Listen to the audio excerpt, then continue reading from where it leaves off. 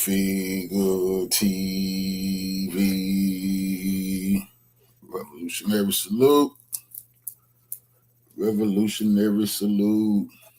Like, share, subscribe. Welcome to the House of Revolution. You know I'm your humble host. The Yamin of Revolution. We got a World War III update. Trump is trapped. It's all bad news for the empire. Before we get into that, y'all be sure to wipe your feet. That means hit the like button. You in the House of Revolution. Like, share, subscribe, support the platform, y'all. Well, let's get right into the content this morning. Salute. More than 400 U.S. troops have reportedly been wounded and 14 service members have died since the Iran conflict escalated, highlighting the growing human cost of the confrontation. According to CBS News, Iranian attacks on military installations in Jordan reportedly injured several U.S. troops stationed at the bases, raising fresh concerns over regional security. Multiple U.S. service members were reportedly wounded in the strikes, although officials say there have been no reported fatalities linked to these latest attacks. That's a lie. CBS News reports that at least 2 U.S. military bases in Jordan were targeted during the recent wave of Iranian attacks, though officials have released few operational details. The full extent of the injuries remains unclear, and authorities have not disclosed exactly when the reported attacks on the U.S. facilities took place.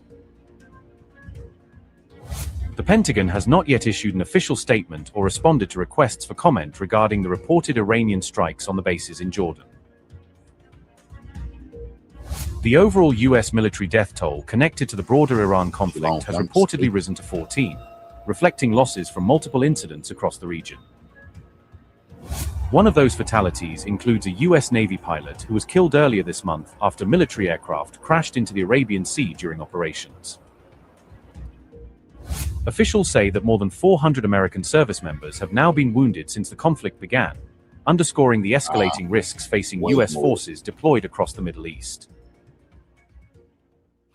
Iran says it has launched another wave of retaliatory attacks as the conflict with the United States enters its 7th straight day. Tehran claims its latest missile and drone operations have expanded across multiple Gulf countries hosting U.S. forces. Iran says its naval forces carried out a major operation in the Strait of Hormuz targeting vessels it describes as violators. The Revolutionary Guard claims 4 vessels were stopped during a combined missile and drone operation. Tehran says its retaliatory campaign has expanded beyond the Gulf into the Indian Ocean. IRGC Navy statement read, and I quote, "In the past few hours, for violating vessels, with the support of the terrorist American Army, intended to cross the Strait of Hormuz, but during a combined missile and drone operation, all 4 vessels were halted in their place." The IRGC Navy firmly declares that the owners of vessels, like the leaders of some southern Gulf countries, should not fall for the deception of the unfounded support from the terrorist U.S. Army, and should heed the warnings and declarations of the IRGC Navy, unquote. Iran warned commercial shipping against cooperating with the U.S. military, saying such actions could make them targets. The U.S. military rejected Iran's claims, calling reports of attacks on oil tankers completely false. U.S. Central Command statement read, and I quote, "Claim, Iran's Islamic Revolutionary Guard Corps, IRGC, claims that 2 oil tankers have exploded in the Strait of Hormuz after hitting mines in the international waterway.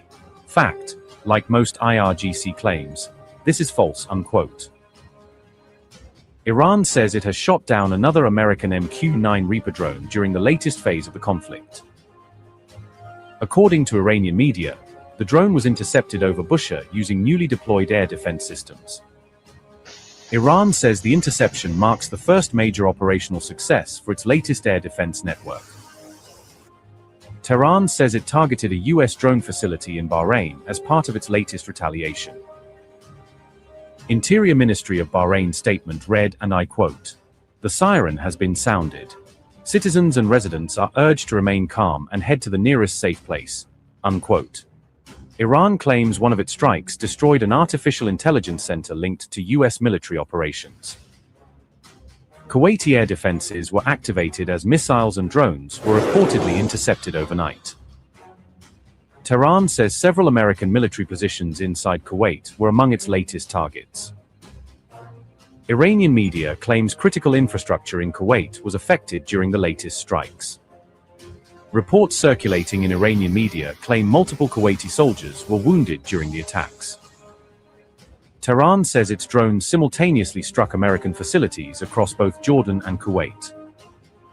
IRGC statement read, and I quote, "In line with the resounding and impact-oriented response of the Islamic Republic of Iran Army in targeting the strategic assets, command and control centers, readiness infrastructures and defense systems of the American terrorist army, a few hours ago, the Army's destruction drones in the 14th phase of the Lightning Operation, the ammunition depot of the American aggressor army in the Al-Adiri camp and the headquarters buildings and ammunition depots of this child-killing army in the Ali al-Salem base and several communication bridges in Kuwait targeted.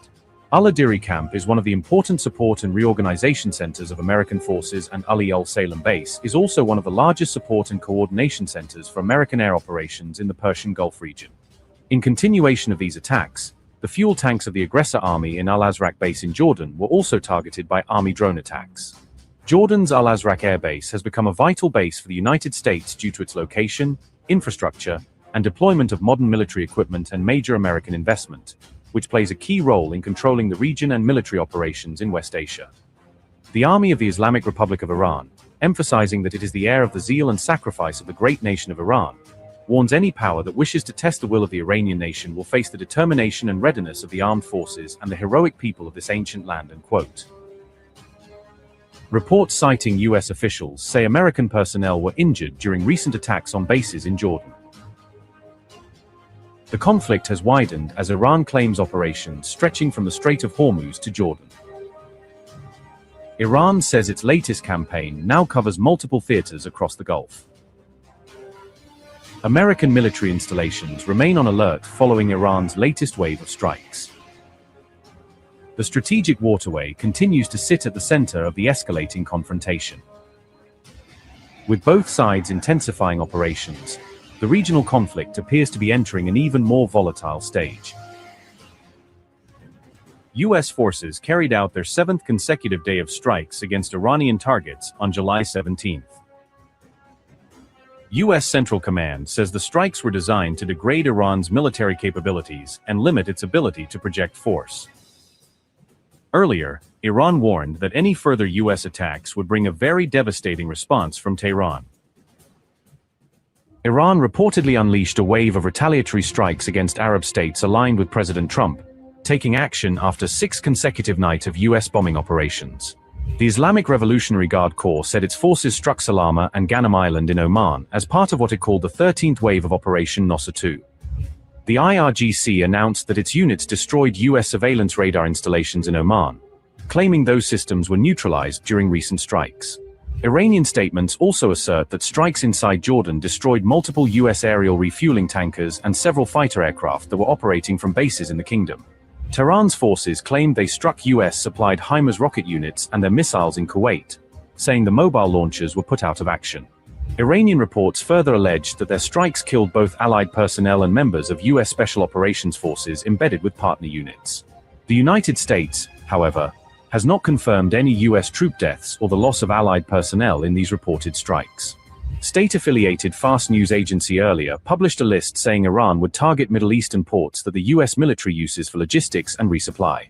The list of potential targets named by Iranian media included Jebel Ali in the UAE, Mina Salman and Shuaibah in Bahrain, Camp Arif Jan in Kuwait, and Hamad Port in Qatar. Iran's declarations extended to naming the King Fahd industrial port in Yanbu, Saudi Arabia, and also claimed to have struck a U.S. command center located inside Syria. Targeting a command node in Syria, if true, would represent a direct hit on U.S. regional command and control infrastructure and escalate the cross-border confrontation. These Iranian counterstrikes were announced as U.S. forces carried out what was described as a 6th round of bombing against Iranian targets on July 16th. In a symbolic escalation, Iranian artists and state media unveiled murals showing President Trump and members of his family depicted inside coffins.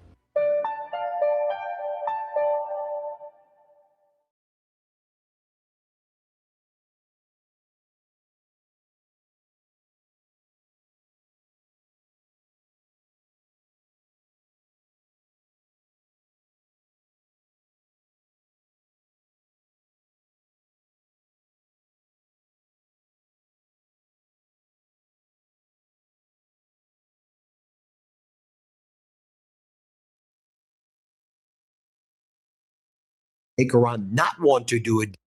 Donald Trump appears to be preparing for a ground invasion of Iran with U.S. Special Forces as he gets more and more desperate. Predictably, Iran is not submitting or surrendering to Donald Trump's airstrikes. Donald Trump is increasing the escalatory measures by the United States. Iran is responding by climbing the escalatory ladder as well. And the Trump regime is now leaking out to places like Axios and the Wall Street Journal and others that one of the options that they are highly considering is a special forces ground invasion of Keshem Island or some of the nearby coastal areas. If you look at where the Trump regime is striking in Iran, as they have been consistently escalating day after day with these massive strikes and also these very serious war crimes, striking bridges. Most of the bridges are near the Bandar Abbas region, that port city area in Iran. And the Trump regime strikes appear to be an effort to try to separate the Bandar Abbas area from the rest of Iran. And that would allow the special forces, in theory, to take over the Keshem Island, in theory, control the Strait of Hormuz. And I say in theory because it will be a massive failure. It will result in the mass slaughter, in my opinion, of these special forces. It will then cause a massive escalation, and things are already escalating very, very quickly. Iran has also said that it will then send ground forces to some of the nearby Arab nations where there are U.S. bases. And I think this will be a complete and utter disaster. But I think if you see the strikes that are taking place right now by the United States in certain coastal areas of Iran, it appears to be prepping the terrain for a ground invasion. Now, this comes at a time as well that there are other media outlets confirming U.S. casualties since the U.S. escalated this war in Iran recently. We've been reporting now for several days that we've seen these medevac airplanes in the area. I've been showing you the before and after satellite footage of a base in Jordan where there seemed to be mass destruction at some of the barracks there. And I said, well, that's where the U.S. troops are staying. And I believe the U.S. troops were there when this strike took place. And I said, it seems that those medevac planes likely have to be dealing with this. I mean, take a look right here at the King Faisal Air Base from about 48 hours ago. You'll see the before and after on this satellite footage. I mean, it was hit hard. And now you have CBS and others saying that there were several casualties of U.S. troops. CENTCOM has remained silent. They don't know if these were fatalities or serious injuries. Apparently, sources are saying it's not fatalities, but I think CENTCOM is covering all of this up. It does seem to be serious injuries, although we need to get more data there. But if you take a look at what's just happened in the past 12 hours at a separate air base in Jordan. So what I was just talking about there was the air base, the King Faisal Air Base, and those barracks, which were hit hard by Iran. But take a look in the past 12 to 24 hours, what was going down right here. Take a look at the Muwafaq Salty Air Base in Jordan right here. I'm going to play for you some of the B-roll so you can see for yourself what was going on. Now, according to Jordan, they say they intercepted all of the ballistic missiles from Iran. They say there was no damage at all. There was lots of damage. And the Patriot or THAAD interceptors, which were supposed to be supplied by the United States, they were either totally ineffective. Here, keep playing the B-roll of some of these images as you see the Iranian ballistic missiles smashing into this area of this air base that's occupied by U.S. forces in Jordan. Either the THAAD interceptors are not existent, either they're out of munitions in Jordan, and I think Iran realizes they're probably out of munitions. they're ineffective, or something else is going on, because it appeared that the ability of the interceptors to actually stop the Iranian ballistic missiles right now was under 20% as I was analyzing the strikes that were taking place. I mean, there were some other areas like the interceptors in Iraq seem to be doing a little bit of a better job, but Iran's been striking back hard in the Erbil region in Iraq and Kurdistan regions as well. I mean, Iran was able to strike hard there. There are multiple casualties being reported over there. Iran's been hitting Bahrain really hard. Iran hit an AI facility that's used by the U.S., the Babco fueling facility there. Iran's been striking hard in Kuwait. Iran's been striking hard in certain areas of Oman. Iran continues to control the Strait of Hormuz. There's been zero shipping through the so-called U.S. Oman lane at this point. And so if you take a look, Iran says they have, more ballistic missiles than ever. They have more Shahed drones than ever, and they don't appear to be bluffing right now. And so as I've been warning about, it's this increase of this escalatory ladder, this escalatory trap that Donald Trump is falling right into. You have one of the lead kind of advisors to Ayatollah Moshe Rezai, and he's been out there saying, look, we're done with negotiations. This idea of like negotiate back to war. We're done with it. We're in a war posture in Iran, and we're prepared for kind of all out war at this point. U.S. CENTCOM again announced earlier in the day yesterday that they were beginning the strikes, and they said, all right, we're done with our strikes every day now. It's been day after day, strike after strike from CENTCOM, but Iran has been, responding every single time, and Iran has been climbing the escalatory ladder as well. Also, Iran says that it was able to strike down an MQ-9 drone over Bushehr. About 30 to 35 MQ-9 Reaper drones have already been shot down by Iran since the disastrous and catastrophic war began. That's over $1 billion there of just MQ-9 Reapers alone. And again, one of the most disconcerting things is CENTCOM kind of covering all of this up, all of the damage that's happening. None of this is really being reported out. So we got to look at the satellite footage, and assess for ourselves what's happening. And again, what appears to be taking place is, as Donald Trump is, as he previously leaked to Barack Ravid, we're going to keep on bombing them really hard. We're going to take out some of their watchtowers, by Bandar Abbas. You have Pete Hegseth posting these photos of like the destruction of some of the maritime watchtowers. But that's going to make them want to do a deal with us. That's going to make them want to negotiate with us. And what we've always been saying is, no, quite the contrary.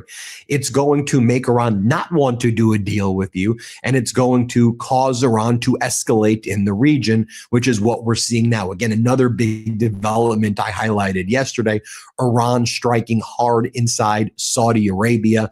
Lots of explosions there. I don't think the Saudi Arabian interceptors were able to, stop all of that. And what's fascinating too about Iran's strategy is that they seem to be looking at which countries have, some of the more vulnerable areas when it comes to the Patriots interceptors and the THAAD interceptors. It's notable Iran hasn't yet struck into Israel. I think they know that in that area they have a lot of, they have the Golden Dome. And so Iran's like, you know what? We're going to focus on right now, because the U.S. is attacking our civilian infrastructure.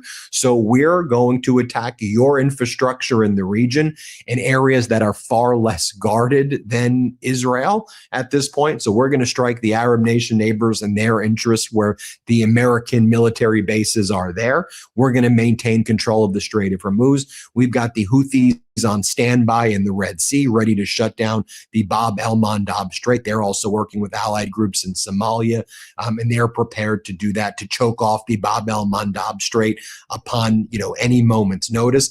And then Iran's testing. Okay, Saudi Arabia, how strong or weak are their interceptors? Jordan, The interceptors, very weak, keep hitting the Jordan bases. And like right now with impunity, because one of the things I've been warning about too, that and people in the military have been warning about, the American munitions, the interceptors, have been reduced to levels where America's like basically run out of the interceptors to give its allies. So, Iran's able to, send these Shaheeds, send these interceptors in, see which areas are weak. Jordan's weak, keep on hitting Jordan over and over again. Bahrain's weak. Let's escalate not just to the Fifth Fleet area, which may be more well guarded. Let's hit some AI data centers. Let's hit some other areas that help the United States military coordinate some of these strikes. Hit Bahrain, hit Kuwait, hit some of these areas. And again, any ships that try to pass the Strait of Hormuz in the non-IRGC lane, Iran shuts down. And while all of this is happening, as I've been warning about, these strategic petroleum reserves are tank bottom right now in the United States. And so we're right now in this global catastrophe that I've been warning against. Let me share this video with you. You can see, even as the U.S. has been striking bridges near Bandar Abbas, you'll see, these Iranian trucking convoys basically just go through the seabed right here. And we'll show you what this looks like. The riverbeds, rather. Here, play this clip. سر پل کورستان هستیم دیروز محور بندر عباس لهارستان مورد اصابت قرار گرفت. بیشترین وزان خودشون بیشترین ضربه رو زدن برای محور مواصلاتی از بین بره. خدا رو شکر صف رو می‌بینید. Now, we'll also share this with you as well. This footage right here from Iran's Tasnim News showing the bridges that have been hit hard. Here, play this clip. در موج جدید حملات به جنوب ایران، دو پل دسترسی بندر عباس به رودان و رودان به بندر عباس مورد آسیب جدی قرار گرفت و در حال حاضر این مسیر مسدود هست. در پی این حمله تعدادی از همشهریانمون نیز به شهادت رسیدند.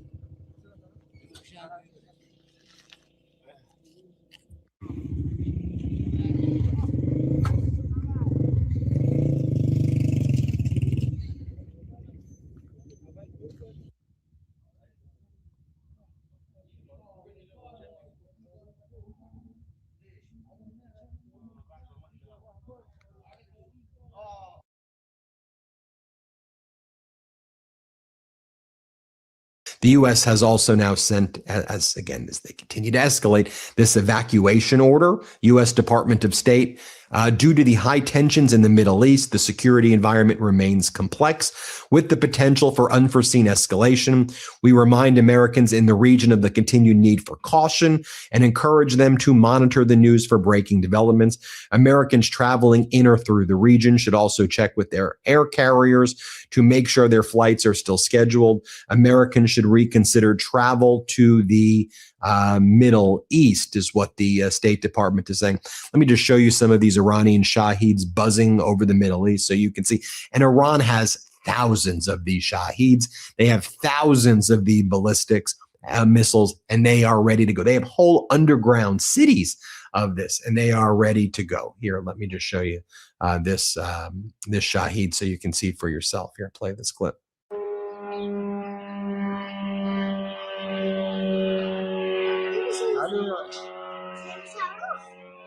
Right, so Donald Trump falling right into the escalatory trap. So the options are, at this point, having Donald Trump rip to shreds the memorandum of understanding, and he was never going to abide from it from the outset.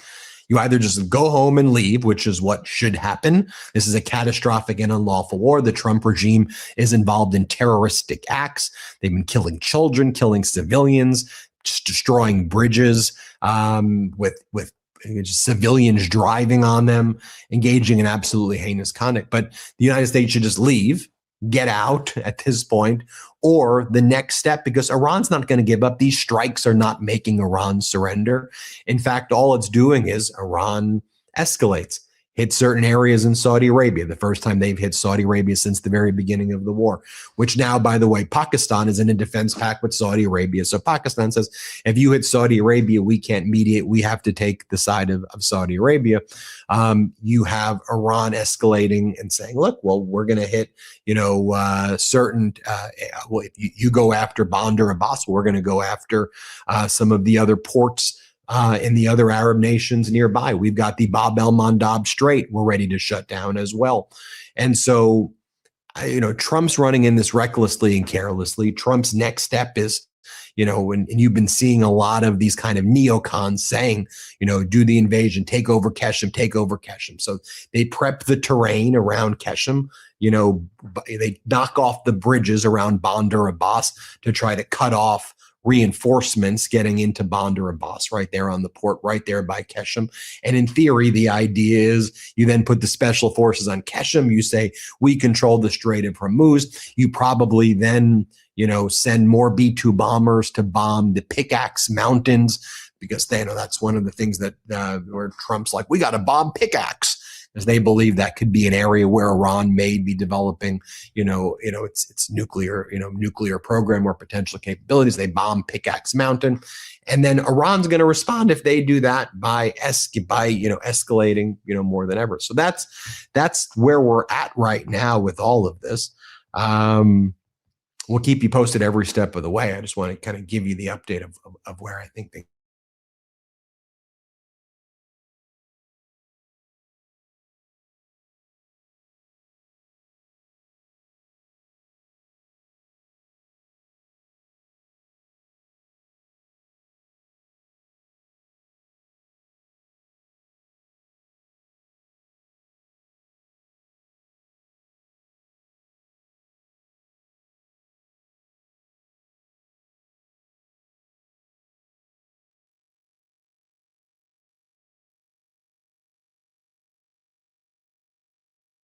The United States and Iran are continuing to exchange attacks, with the seventh night of attacks coming from the Central Command. They confirmed the following. They finished the latest wave of strikes against Iran. U.S. forces ended the seventh consecutive night of strikes against Iran on July 17th at 9:30 p.m. ET. They continued that CENTCOM hit surveillance sites, military logistics infrastructures, underground weapon storage, and maritime capabilities. U.S. forces employed fighter aircraft, aerial drones, and warships in addition to other assets. CENTCOM continues to hold Iran accountable at the commander-in-chief's direction while fully enforcing a naval blockade against Iranian ports. More than 50,000 American service members are operating across the Middle East and remain vigilant, lethal, and ready. So they're continuing and they're escalating, but they're not revealing the full picture of their attacks. You see, they started to attack bridges, they started to attack civilian locations, attacks near hospital facilities, and civilians are being martyred inside of Iran. Now, how effective is that with these attacks on the civilian infrastructure? Not so much. This was traffic to the Bandar Abbas route that the United States attacked not long ago. They're rebuilding the bridge. They opened a secondary route instead, and they're continuing to traffic and flow from one location to the other, and they are rebuilding at the same time. They showed images of some of their tractors and machinery working and trying to fix all of the damage from this.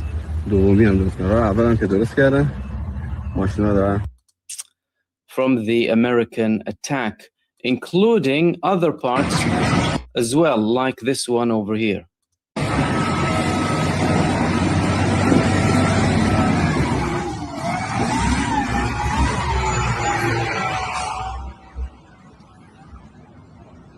Now, these were civilian locations that the United States attacked. These are not military hubs of Iran. And that's what the CENTCOM isn't talking to you about. The fact that they're trying to, or are effectively attacking civilian infrastructure inside of Iran.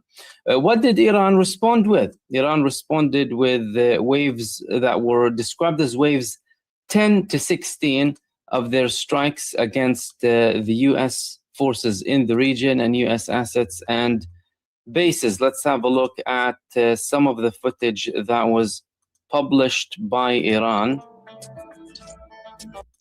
So this was the beginning of the video.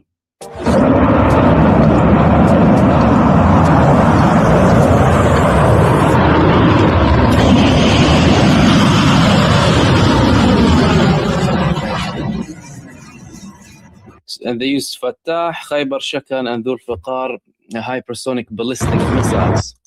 What did they attack?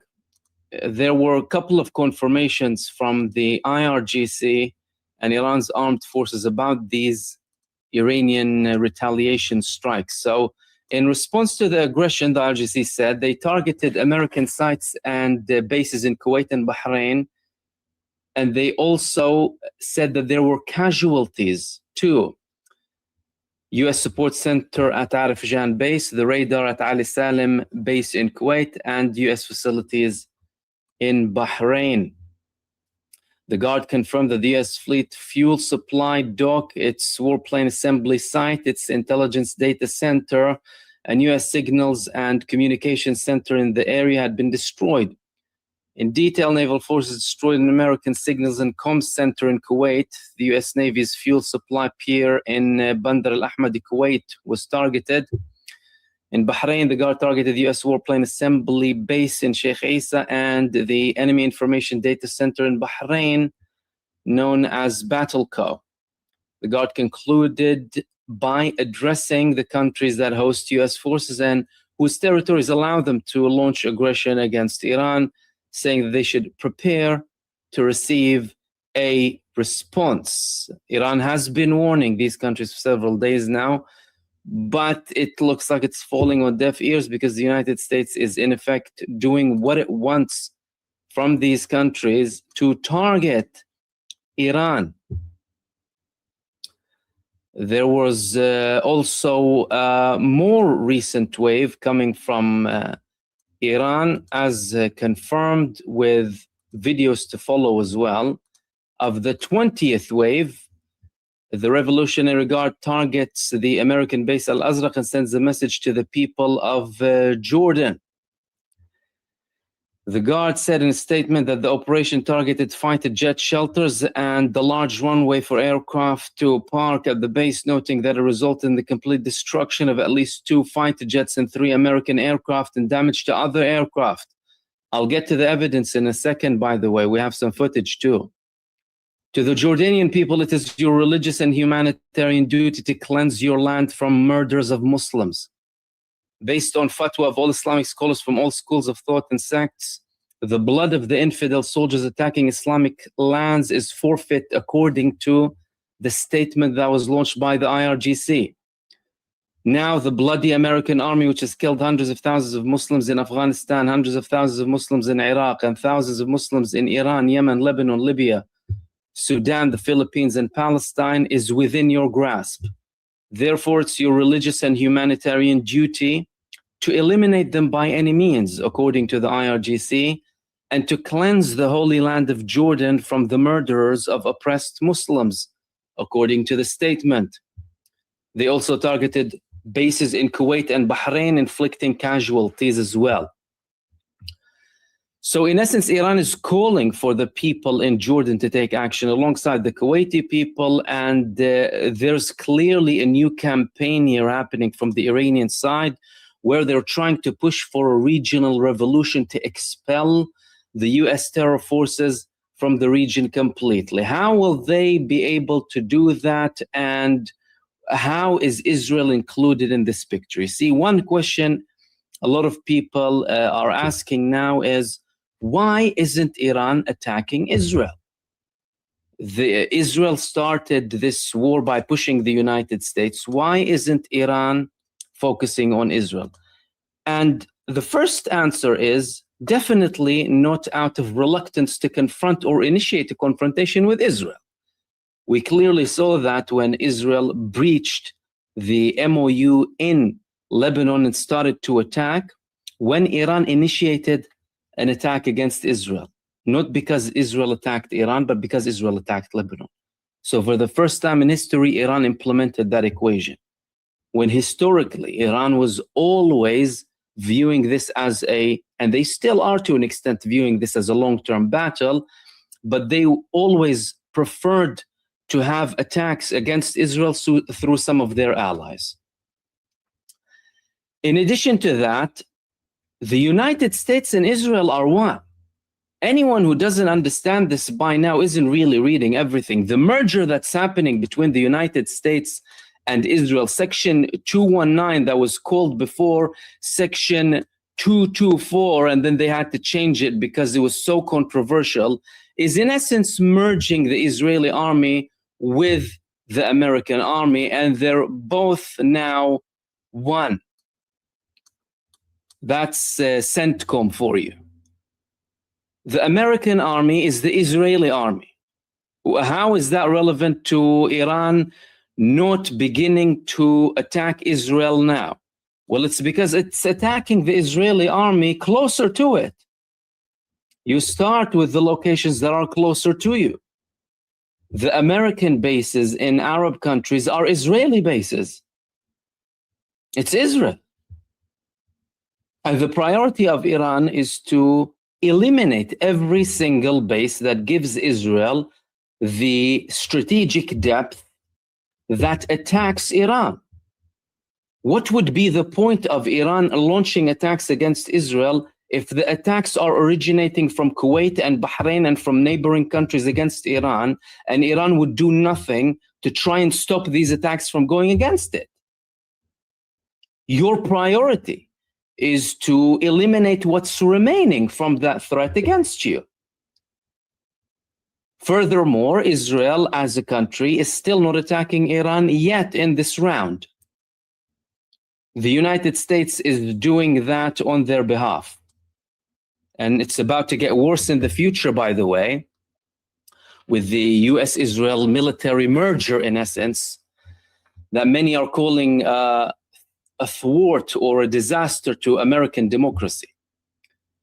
Iran, what they're doing now is getting rid of the threat that is closest to it in the countries that are attacking Iran, in essence, or allowing the United States to attack Iran. We have seen multiple videos in recent days of US forces attacking Iran from Bahrain, from Kuwait, repeated attacks without even hiding it. Like a lot of the evidence that was published in recent days proves all of that. And we can see the damage as well. This is the damage in the King Faisal Air Base after Iran's attacks. Have a look at the damage. It's because they started to attack Iran from that location and from other US bases in Arab.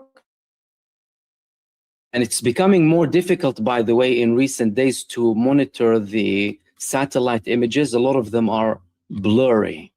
You can't have a close zoom because they don't want to show you the real damage. So you can see some pictures, but you can see them from a very long distance, so that, you know, the United States doesn't show that they're getting affected. On top of that, we're hearing reports of casualties. Members of the American terror forces in those locations getting killed. So what we have here is a situation where the United States is having this escalation against Iran. Iran is responding. And the United States is trying to set a new reality and potentially separate the south of Iran from other territories. So far, it's not working very well because Iran is finding alternative routes and Iran is attacking the source of threat from the United States side, whether it's in Jordan, Kuwait, Bahrain, or any other country. But some countries are still out of the picture, or some US bases are out of the picture. For example, Saudi Arabia. And that could be due to the Saudi agreement that they had with Pakistan. But that is a blow to the United States. Don't think that the United States is enjoying full operational capability now. Some countries are not being hubs of launching attacks, either through certain agreements, understandings, threats, whatever it may be. And there were also talks that Pakistan had something to do with that, because Iran previously carried out strikes on American assets in Saudi Arabia. And Saudi Arabia, although they have a defense pact with Pakistan, nothing was done to Iran in retaliation. So they might have found a solution here. However, the United States still has certain moves in Saudi Arabia, so that might be the next step. It would be disastrous for them, but that might be the next step. And that is primarily why Iran isn't attacking Israel so far. It's because they're getting rid of the sources of attacks from the United States in the region to take down the capabilities and the options of the United States to carry out more attacks against them. If it widens, if it grows, they will definitely attack Israel. Because like I said, we've moved from a situation where Iran never had a direct attack on Israel, if we go several years back, to all of a sudden responding directly to Israel, to initiating attacks against Israel. All of the patterns and the situations that are happening on the ground are escalating. Now, the United States might want to appear to be increasing so that they can try and push Iran to the negotiating table. They would tell them, listen, cut your losses, come back, look what we've done so far, we have more to do. However, that would be a very big miscalculation from their side, because Iran suffered much more severe attacks during the 40-day war, and they did not surrender. And that's what the United States wants. The United States wants Iran to surrender, the Trump regime and the genocide state. That's not going to happen. How far will they go? Well, they might be preparing a surprise closer to the Israeli elections, because Netanyahu could be using that time to declare a state of emergency, delay the elections, remain in power for several more years, because he would say, I'm at war with Iran, and now it's only the United States having the initial attacks, and Israel would join later on to a much longer campaign that this time could last for months, if not even years.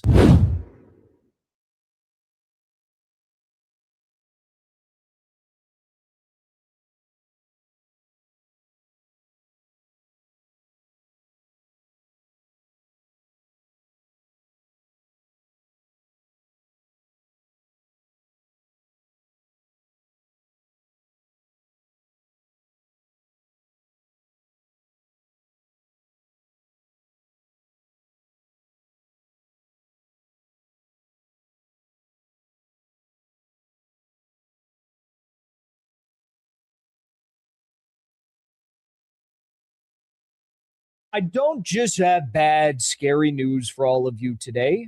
We, of course, just covered all of the various means of escalation that Trump, the United States, Israel are employing in the region against Iran and its allies.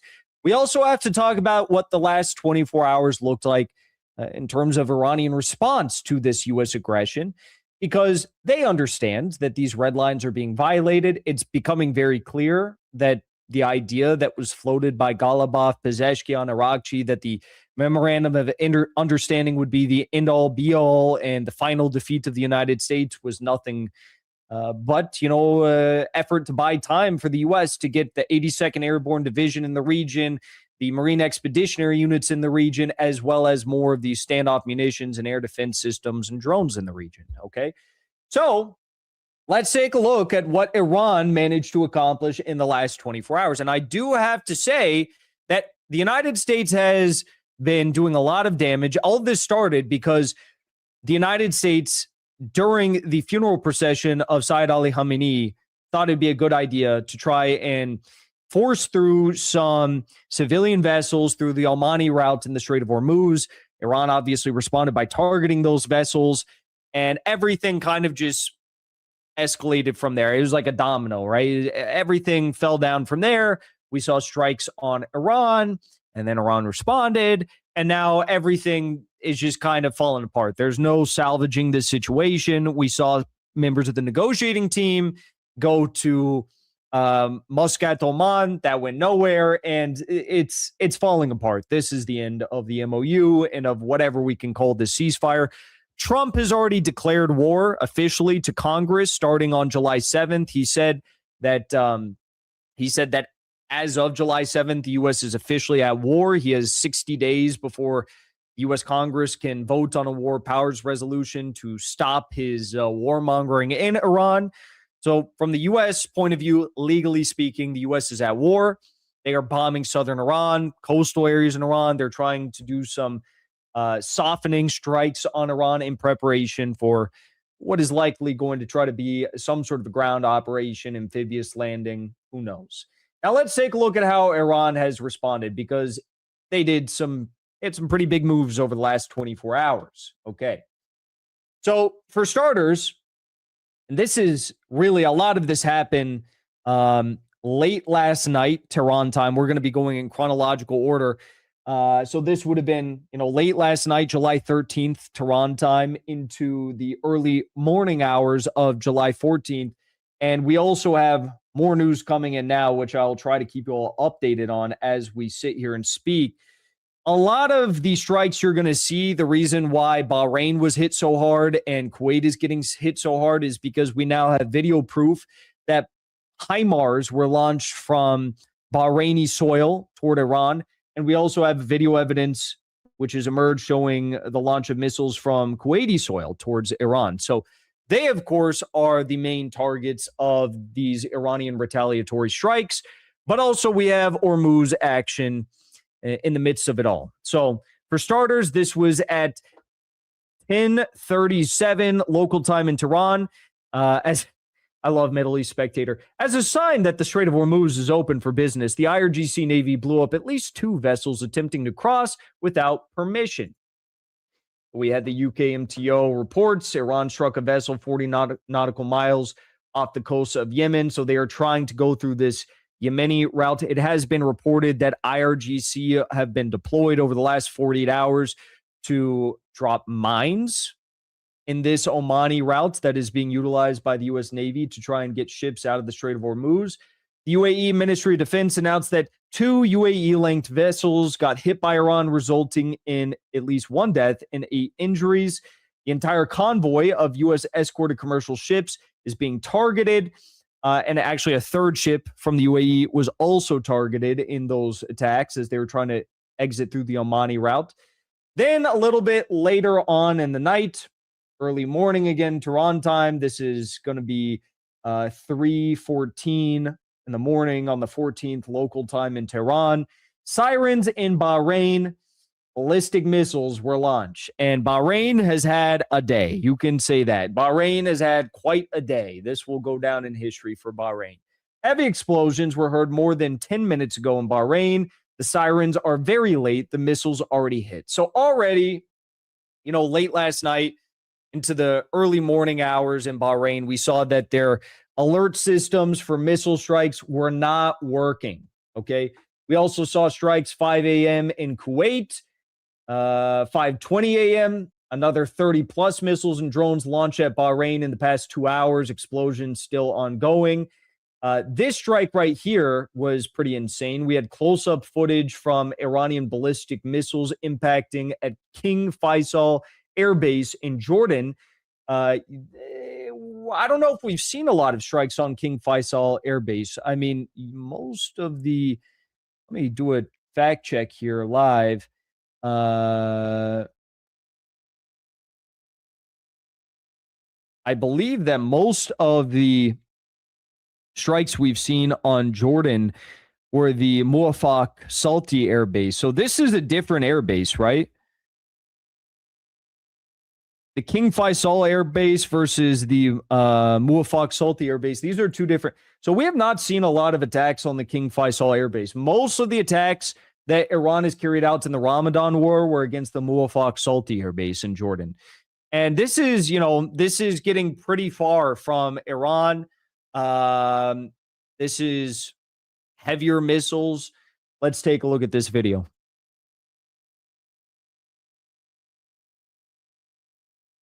You're going to see this warhead come down in a second. Excruciating speed. No chance of stopping this.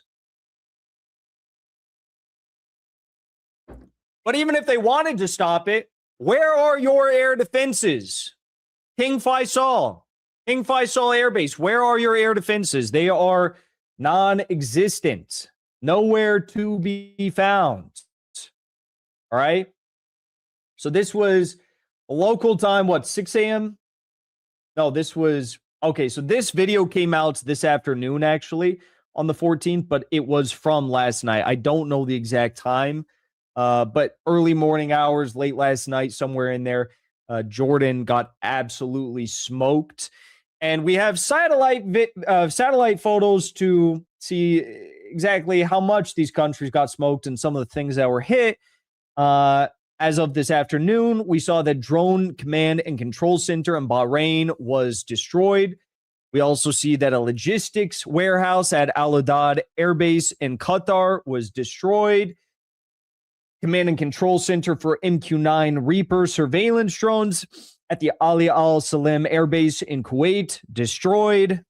And I think those are all the satellite photos. This was kind of interesting. Today we saw this at 6:30 p.m. local time, Tehran. A long encrypted code message was heard on Iran's military frequencies.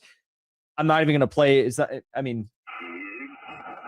It's literally just gibberish. It's an encrypted broadcast, but it was noted that similar broadcasts were observed before Operation True Promise 1, 2, and before the start of the recent wars. Kuwait, this was in Kuwait in the early morning hours. Smoke was seen rising from Kuwait. This was filmed from the Iraqi border, so something got hit hard in Kuwait, as you can see there. The IRGC also targeted and disabled 2 more violating oil tankers, one Emirati flagged, one Liberia flagged. These Liberia flagships are usually Shadow Fleet vessels. That was at 7:36 p.m. local time in Tehran. And now, here's the most interesting part of the story over the last 24 hours from the Iranian retaliation. There were no new signs of aggression against Iran from the United States or any of their allies since early morning hours, except for the targeting of Keshem. There was some strikes on Keshem about an hour before, so around 6:30 with a single projectile, but basically no strikes on Iran. And then all of a sudden, out of nowhere, Iran just went crazy. They were just like, you know what? Screw it. Sirens in Bahrain. Maybe they saw somehow that HIMARS were launched from Bahrain, and they're like, oh my God, we're not done yet, folks. We have confirmation of HIMARS being launched from Bahrain. Sirens in Bahrain, heavy explosions heard. Iran is turning up the pace. Daytime attacks without prior warning. Skies of Bahrain this night, just a few hours ago. Possible cluster warhead for the first time, but most likely an intercepted missile broken apart. And it ended up, in fact, being a... that's a photo. Ended up being Patriot missiles that were trying to intercept Iranian missiles, and they were all exploding onto each other. Just complete failure. It looks pretty cool, but total failure from the Patriot air defense systems, just blowing up into each other and getting obscured. Continuous heavy explosions heard again, dozens back to back. Some say more than 30 plus explosions. That was at 9/11 local time in Tehran. These were strikes on Bahrain. Middle East Spectator said, I have a suspicion that Iran may have used Khorramshahr ballistic missile with submunitions against Bahrain due to the large amount of explosions reported, or possibly a very large drone wave with low altitude interceptions. People reported the shaking of windows. CRAM, low altitude air defenses, were active in Bahrain. We all saw how miserably those failed in Iraq when Victoria Base was utilizing these air defenses to try and protect themselves. And these are used in the face of drone attacks. So suicide drones were confirmed to have been launched because these CRAMs were in use. Iranian interceptors have now begun mistakenly intercepting each other. And Arya Yadigar reported, according to the scenes on the ground in Bahrain, the recent attack was the most severe Iranian response of its kind until now, involving at least 30 projectiles targeting U.S. assets. So, as we see, there's strikes more on Kuwait now. So this is not going to be ending anytime soon. I am guessing that Kuwait and Bahrain are going to get hit very hard over the nighttime hours as a result of the clear evidence we now have that missiles are being launched from Kuwaiti soil against Iran and HIMARS are being launched from Bahrain. That's a big no-no. And they are going to get a response from Iran in due time. Before you leave, I want to say thank you for the support, because after 2 years of being banned, we are finally back home on YouTube.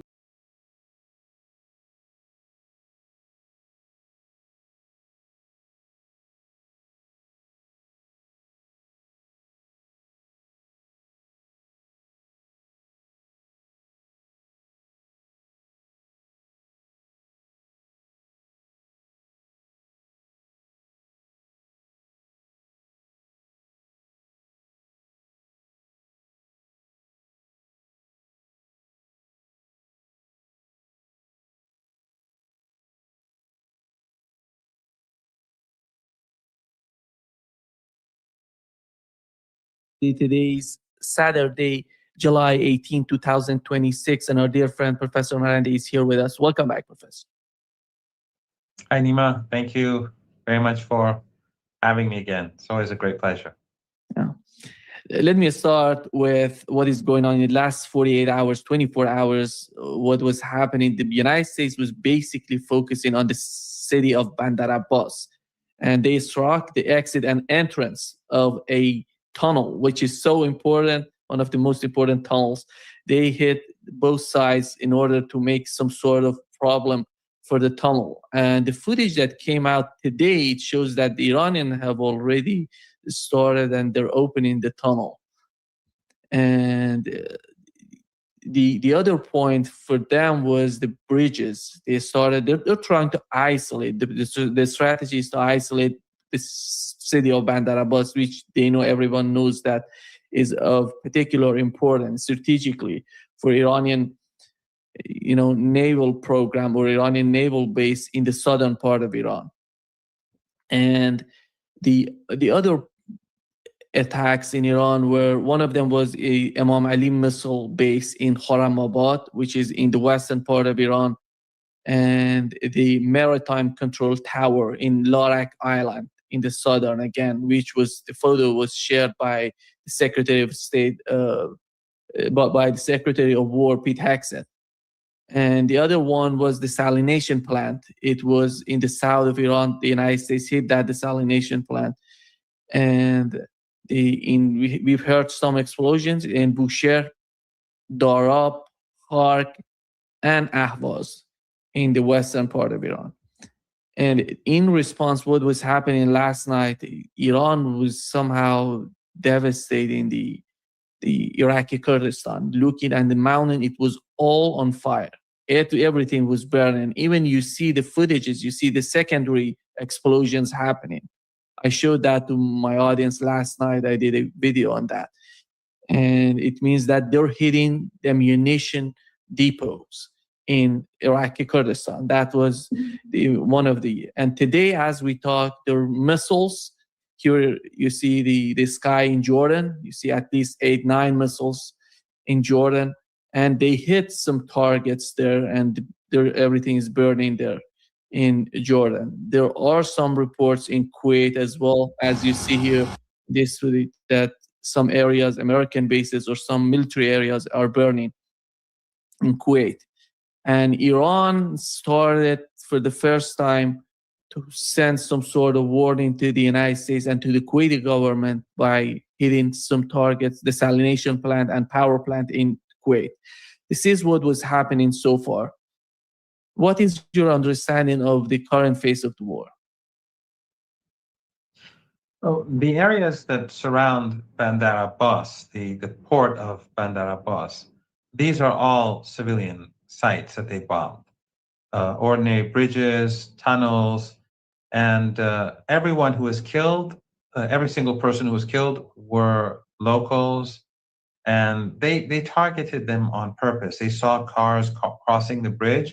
They bombed the bridge while the car was crossing. So they wiped out a family. A man was a truck driver was passing across the bridge. They bombed him. So the American pilots or those who are firing the missiles, they're seeking to kill ordinary people as they launch these attacks. And the way in which they're, and except for the Imam Ali missile site, most of the sites that they've struck were civilian targets. And they just don't have any capability of creating significant damage to Iran's military, because Iran's military is well protected, as we've discussed many times before.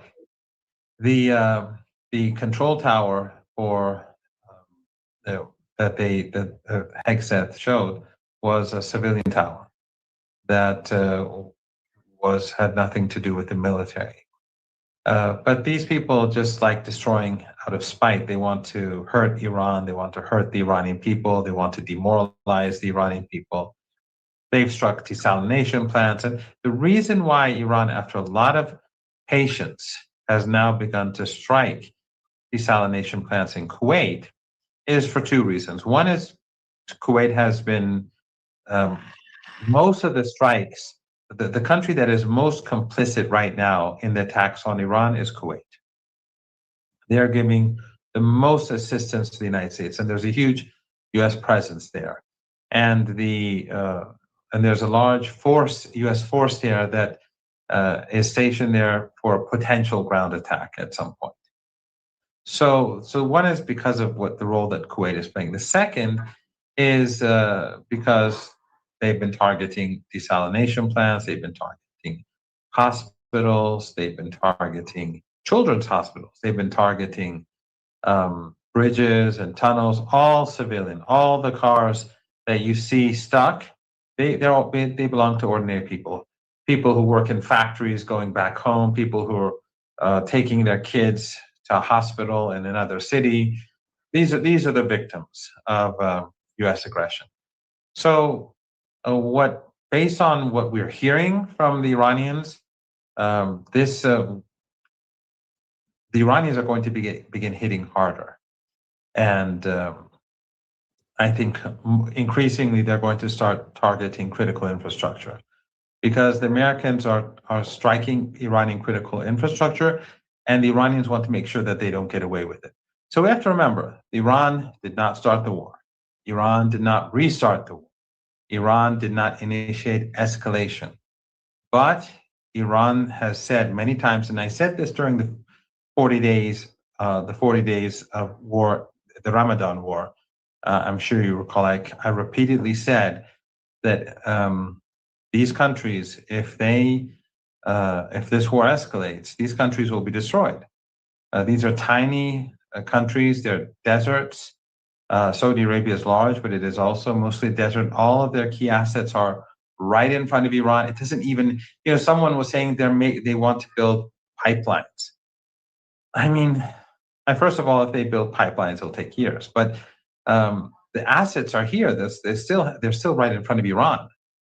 In other words, if they build pipelines through Syria or through Saudi Arabia to the Red Sea, all Iran has to do is target their critical infrastructure alongside the Persian Gulf. So they have to learn to live like normal countries. There's no solution for them to continue being U.S. proxies and allow the United States to use their land to kill Iranians, to use their airspace to murder Iranians, to destroy the country, to target desalination plants as they've done again last night in Iran. So I think within the next 2 or 3 days, we're going to see the Iranians hit harder and make it more painful for the United States and for those regimes that host their forces. We're entering the critical phase now. Iran is hitting the Americans very hard. It's been doing so for the last 6-7 days. Iranian missiles are very precise, more precise than they were in the past. They have excellent intelligence, and the Americans have given significant casualties, even though they're hiding them. But the casualties are high, based on reports that the Iranians are getting on the ground in these countries. A lot of people apparently in these different countries are cooperating with Iran. In Syria, in Jordan, of course, in Iraq, in Kuwait, and elsewhere, Iran is getting lots of information. So, but this, so the Iranians are hitting hard, and that's why the United States is increasingly targeting civilian targets again, as we saw during the previous war. But this time, I think the Iranians are not going to show the sort of patience that they did during the 40-day Ramadan war. The war is somehow expanding. As you mentioned, there is no country right now in the Gulf and outside of the Persian Gulf that was not hit by Iranian missiles. Saudi Arabia was hit, Oman was hit, Jordan is getting hit over and over the bases. We've seen some attacks in Syria attacking special forces, American special forces. At least their base in Syria was attacked by Iranians, which was some sort of sign, it seems to me, that they're going to hit. And we had the Iranian military advisor to the supreme leader of Iran saying the next phase is going to be offensive. They're going to go on offensive. It doesn't matter the political borders, doesn't matter, as long as they're hosting American forces and their weapons, and those weapons they're using against Iran. That's why they're going to attack. And this is the next phase. And do you think, are we getting so close to that sort of all-out war between the two sides, which finally it seems that it's getting worse? Because as you've mentioned, desalination plants, power plants, and energy facilities, it's going to be part of the new phase of the war. Well, last night, General Mohsen Rezai, the leader's military advisor, came on television and had an interview with one of the IRIB. With one of the journalists in Iranian state radio and television, and he basically said that we are moving to a new phase, and that Iran is going to be hitting much harder. And from what I'm also hearing is that the escalation, the Red Sea, in the Red Sea, there's going to be escalation, and or at least in that region in general. And also in Iraq, there is a very large resistance force. The resistance force in Iraq is something that many people don't really appreciate how powerful and big it is. It is larger, significantly larger than Hezbollah. And of course, they have much better access to resources and weapons than Hezbollah, because Hezbollah is surrounded by US proxies, Al-Qaeda in Syria, and the president and prime minister in Lebanon, and of course the Israeli regime. They've all surrounded Hezbollah. So getting weapons to Hezbollah is very difficult. As you've probably seen, some weapons to Hezbollah were intercepted by the Al-Qaeda regime in Syria, and they displayed it for the public as if it's something to be proud of, doing the Israeli regime's dirty work for them. Again, this just, every day we get this reminder that those people who supported the dirty war in Syria, they basically supported Israel, and they empowered Israel. And the Erdogan regime in Turkey has done more to help Israel than any other country in our region, due to his destruction of the country, bringing about the destruction of the country. But in any case, the Iraqi resistance is much better armed and has much better access to arms than does Hezbollah even, or Ansarullah for that matter. and we saw the funeral in the holy cities of Najaf and Karbala, the many millions of people who participated in, like, I don't know, 50 degrees Celsius heat. So this is the reality on the ground, that right now the United States is fighting Iran for a week, not getting anywhere. I mean, if they think that they can, that because the bombing campaign against Iran seems to indicate that they want to carry out a land offensive. The pattern is that of an army that is preparing the grounds for a land offensive. But the Iranians are prepared for a land offensive. They've been preparing themselves for war with the United States for decades. We've discussed this on numerous occasions in the past. That's why Iran has these underground missile bases and drone bases and factories, because they knew that when the day comes, the Americans, if they're not well protected, the Americans will destroy all of them. So Iran's preparations for a land offensive take all these things into consideration. Iranian assets are deep, well protected, deep underground. Iran does not have any storage rooms for drones and missiles on the ground. They're all well protected. If they need to fire anything, they'll take it out of their the protected area, or some of their weapons are spread out so that the Americans would not be able to destroy them in a meaningful way. So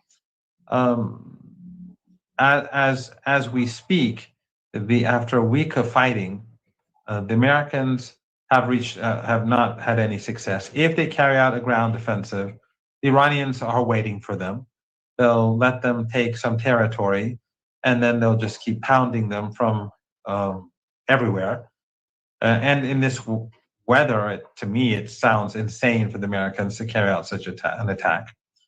But the Iranians are prepared. I mean, and the Americans have so far seen no success. And the devastation that we're seeing in Jordan, in Kuwait, in Bahrain, and in all the other countries, including Oman now, because of their foolishness in accepting U.S. demands under duress and assisting the United States, although it was under duress, but it has now put them on the list too, because Iran is not going to allow the territory of any of these countries to be used against it.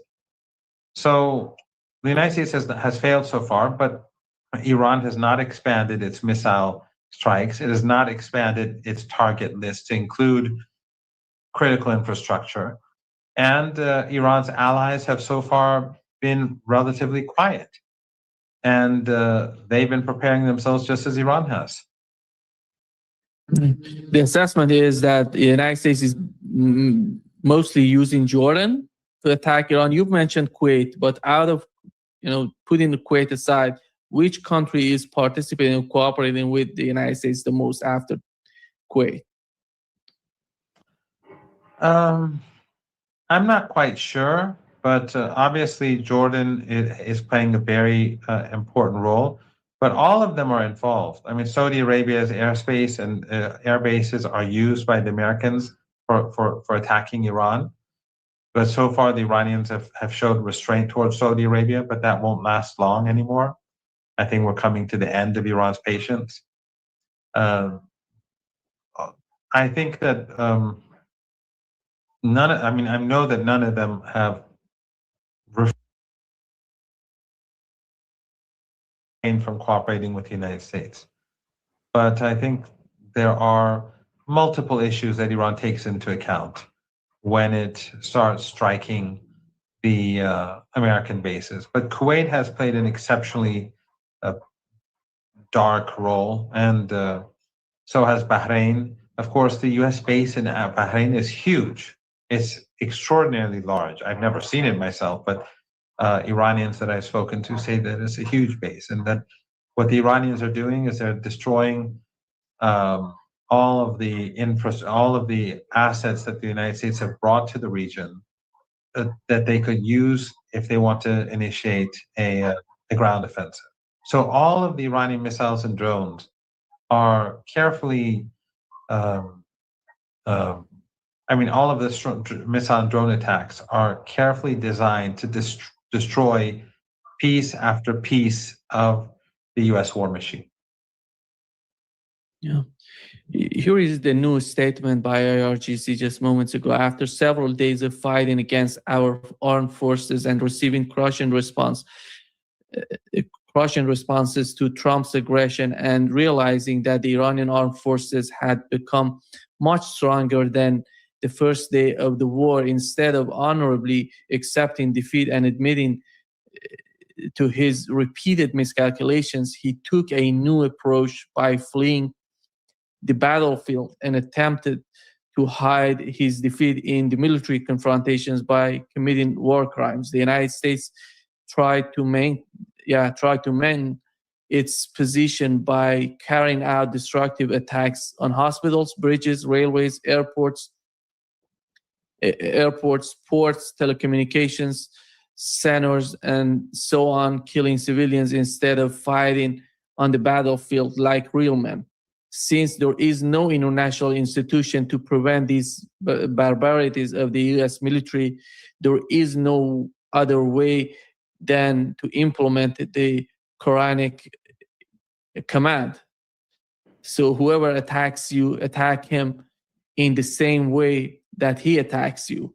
This is this statement, and I think it means that in the coming days there would be huge escalation. I don't know what is the plan on the part of Donald Trump, and how long does it take for him to understand the complexity of the region and the situation he's in. We had, the announcement of the ceasefire before all of this madness happening. I thought that they were understanding, they're getting to the point to understand, but it doesn't seem. There is no point right now to understand that if Donald Trump gets the complexity of the issue in the region. Yes, but we discussed this many times before. The Iranians always believed that the chances for the war reigniting were high, and the chances that the United States would abide by the MOU were very low. The Iranians were willing to sit back and give it a chance, especially since they were very smart and they used the MOU to quickly export huge amounts of oil, which they had in tankers that were stuck in the Persian Gulf. So they made a lot of money, and they imported a lot of supplies, critical supplies for the country for the weeks and months ahead. So, but in any case, they were very skeptical, and they were preparing ever since. Right now, for a long time now, the armed forces are focused on enhancing missile and drone capabilities, and they are, they're producing huge numbers of different types of missiles and different types of drones, and expanding the underground bases. The focus for the armed forces is now on this, both the Revolutionary Guards and the army. And it's bearing fruit. The Iranians have huge quantities of all types of missiles and drones. And it can go on like this for a very, very long time. But since the United States is insisting on carrying out war crimes and striking hospitals and desalination plants and murdering civilians and bombing bridges and bombing tunnels, the Iranians are saying enough is enough. So based on the Quranic verse, this is retaliation. In other words, the Iranians don't want to do this. They didn't start it. They waited a long time, just like they didn't start the war. I know a lot of people are saying Iran should put aside morality. And the difference between us and them is morality. And so we would never put aside morality. But since the international community will do nothing except support this aggression and the war crimes, the Iranians, after patience, waiting a long time, they are now going to begin to retaliate. And the limited strikes on Kuwait are the warning shots that if you continue down this path, you're going to pay heavily for this, and you'll be hurt much more than we were. If we go back to the 40-day war, the Ramadan war, when the Americans and Israelis began striking Iran's critical infrastructure, one of the key places that they hit was the South Pars gas field. And then Iran hit back very hard at Qatar and I think the Emirates and Kuwait. But the strike on Qatar was the most devastating. And that caused Trump to put out a statement saying, this won't happen again. So this retaliation, or this threat to retaliation, is basically a means to force Americans to discontinue targeting ordinary people. I mean, the Americans are really, I mean, this is Iran's deterrence, because the West will support the genocide. They support the genocide in Gaza, the collective West, all the European countries, the UK, Canada, Australia, New Zealand, all of them support the genocide in Gaza, which is ongoing, by the way. We shouldn't forget. They just bombed a funeral among the many other crimes over the past couple of days. One was bombing a funeral, killing 9 people, I think, at that funeral. So when they support genocide, and when they support the genocide in southern Lebanon, then Iran cannot have any hope in Western countries putting pressure on the United States to end this. They would support it. NATO supports it. Not a single country in NATO condemns it. You don't even see Turkey condemning the United States. I mean, that's how inhumane NATO is. So the Iranians, in order to create deterrence, are saying, okay, we've had patience, and now we're going to hit back. So they carried out limited strikes on Kuwait to tell them that this is really going to happen if you don't change course. And from my understanding, if they don't change course, the Iranians will strike much more heavily at critical infrastructure.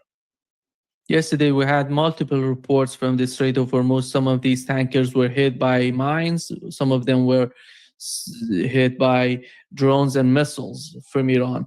And the Strait is becoming somehow the graveyard of these tankers that are trying to pass through the Strait of Hormuz without having the permission. And what is the situation? What do we know about the Strait, and how many tankers or ships are passing through these days? Well, basically what the Americans did during the MOU, except for when they initially lifted the siege, was that they violated all of their commitments, every single one. Whether it was Lebanon, whether it was releasing stolen assets, whether it was stop threatening leaders, they expanded the sanctions regime, all of these were violations. And so then they went, and what they wanted to do was, through the MOU, take control over the Strait of Hormuz in violation of the deal, and then refrain from carrying out their commitments and strangle Iran. That was basically their objective. What they couldn't achieve through war, what they couldn't achieve through siege, they wanted to achieve through deceit. But the Iranians weren't foolish. The Iranians, as soon as they saw the Americans and these regimes in the Persian Gulf create that southern, that corridor to the south, the Iranians warned them, and then warned them again, and then struck those tankers. So Iran is not going to allow the Strait of Hormuz to be controlled by the United States. Even if the United States creates a beachhead in Iranian territory alongside the Strait of Hormuz, Iran will still keep it closed, because we're not living in the 20th century anymore. The Iranians can fire missiles from hundreds, if not well over 1,000 kilometers away from the Strait of Hormuz and do whatever needs to be done. The Americans seem to think that if they take the shores, that then it's over. No, nothing is over. The only thing that will change is that the soldiers that are alongside the Iranian shore, they're new targets for Iran, very close to home, and much more easy to deal with. So the Strait of Hormuz will remain under Iranian control. The Iranians have been very clear about that this is not going to change at any point in the future. I think the case of the MOU and negotiations, is there any sort of discussions within the Iranian society about if the United States, let's assume Donald Trump comes tomorrow or in 2 hours, says, I'm done with this. I'm going to announce again the ceasefire. I'm going to get back to the negotiations. What would be the reaction from Iranians? If I've been told that the Iranian demands will be more than what was in the MOU, and that the Iranians will demand immediate results before they alleviate the pain. So my understanding is that Iranian demands with regards to regional issues will grow. The siege on Yemen, for example, could be one area where Iran makes new demands, and of course Gaza. So we'll have to see. I don't think anyone has spoken in detail about this sort of thing, but the MOU is not going to be enough anymore. The Americans have made the critical mistake of trying to undermine the MOU, and now what they will get in response is a more, at some point, a more humiliating MOU, and an MOU where the Iranians will demand immediate implementation. This is, of course, they haven't said anything specific. The Iranians have not said anything in public or made any public declaration. But it's clear from what I hear from people and from what we're hearing in the public sphere that that's where things are going. Many people are asking, since this is the question of many people around the world, is they're asking, why is Iran not attacking Israel as a part of the war? What is happening? What is the main reason behind this? And what is the main focus of Iran at this particular moment, at this level of the war between the two sides? I think there are two things here. One is that this battle is about the Strait of Hormuz, and Iran wants to keep its focus on the Strait of Hormuz, because if Iran wins this battle, and it will, Israel loses. The big all this war, the United States using Turkey and Jordan and Syria and Kuwait and all these countries in one form or another, Saudi Arabia, against Iran, all of this is about Israel. It's about nothing else but Israel. That is the top priority for the United States. I mean, of course, it's hegemony and all that, but Israel in this region is the top priority for the United States. It's made huge sacrifices for the sake of this Zionist regime. So that is one issue. The second issue, I think, and this is just my personal, this is not official Iranian policy, but the Iranians want Netanyahu to start something, not for Iran to start. Why? Because Netanyahu, if he starts a war with Iran, Iran will start hitting back very hard. It will be much harder than last time, from what I've been told. But it will be costly for him in the elections. But if Iran initiates strikes against the Israeli regime, it could cause Netanyahu's status to and be enhanced in Israeli society. That is my guess. Let's say that's my understanding. I think it's they want to see Netanyahu in trouble. They want to make this election process that I think is going to take place in a couple of months before the U.S. midterm election. I think the Iranians want to make it as painful as possible for internal Israeli politics. So if Netanyahu starts something, Iran will make him regret it, and it will hurt him and his coalition in the election. Not that his opponents are any better than him; they're all genocidal maniacs. But in any case, his defeat weakens the Israeli position right now in the region.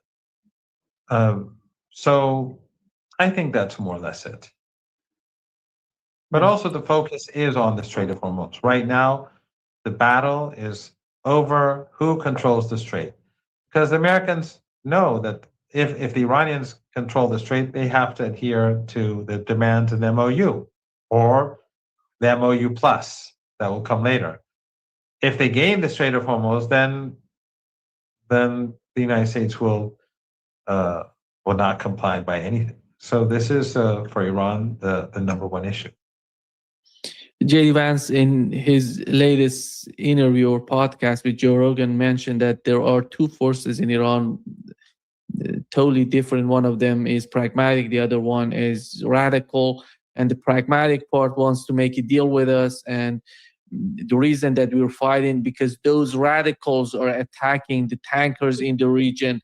And so putting the whole MOU, destroying the whole MOU and the agreement between the United States and Iran.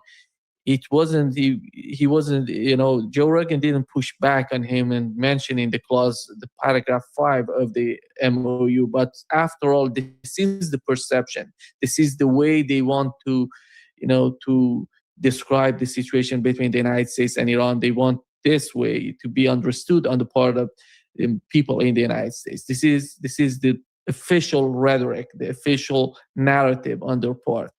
When it comes to the Iranian government and the decision makers in Iran, how much of what he has said is based on the reality in Iran? But you're absolutely correct that he tried to say, well, Iran just started hitting tankers out of the blue, which is complete nonsense. Article 5 is clear. Iran controls the Strait. Iran normalizes trade through the Strait, and the United States undermined that. And the Iranians gave many warnings, and the tankers belong to those countries that right now are assisting the United States in this war and have been in the past. And they know, and the Iranians warned them not to use the U.S. corridor. And they did it for days, and then until finally Iran said enough is enough.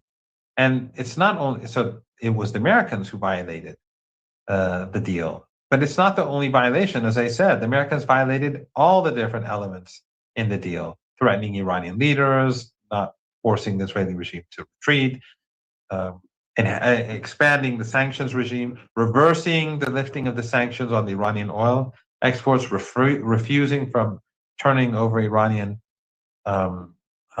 stolen assets, and so on. So obviously what Vance is saying is nonsense. But this claim made by Vance is also a repetition of what they were saying during the 40-day war, the Ramadan war.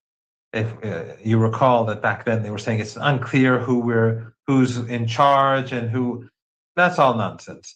The armed forces, whether it's the army or the Revolutionary Guards, the different branches of the armed forces, have no authority to carry out any operation without the consent or without the orders coming from the Supreme National Security Council. And the Supreme National Security Council, whatever decision it makes, has to have the approval of the leader.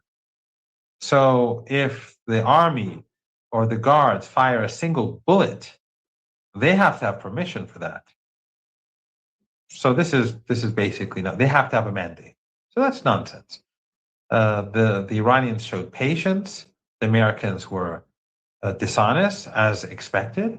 They violated all of their commitments. Then they tried to undermine Iran's authority that they accepted in the MOU. And the Iranians blocked it. And then the Americans waged the war.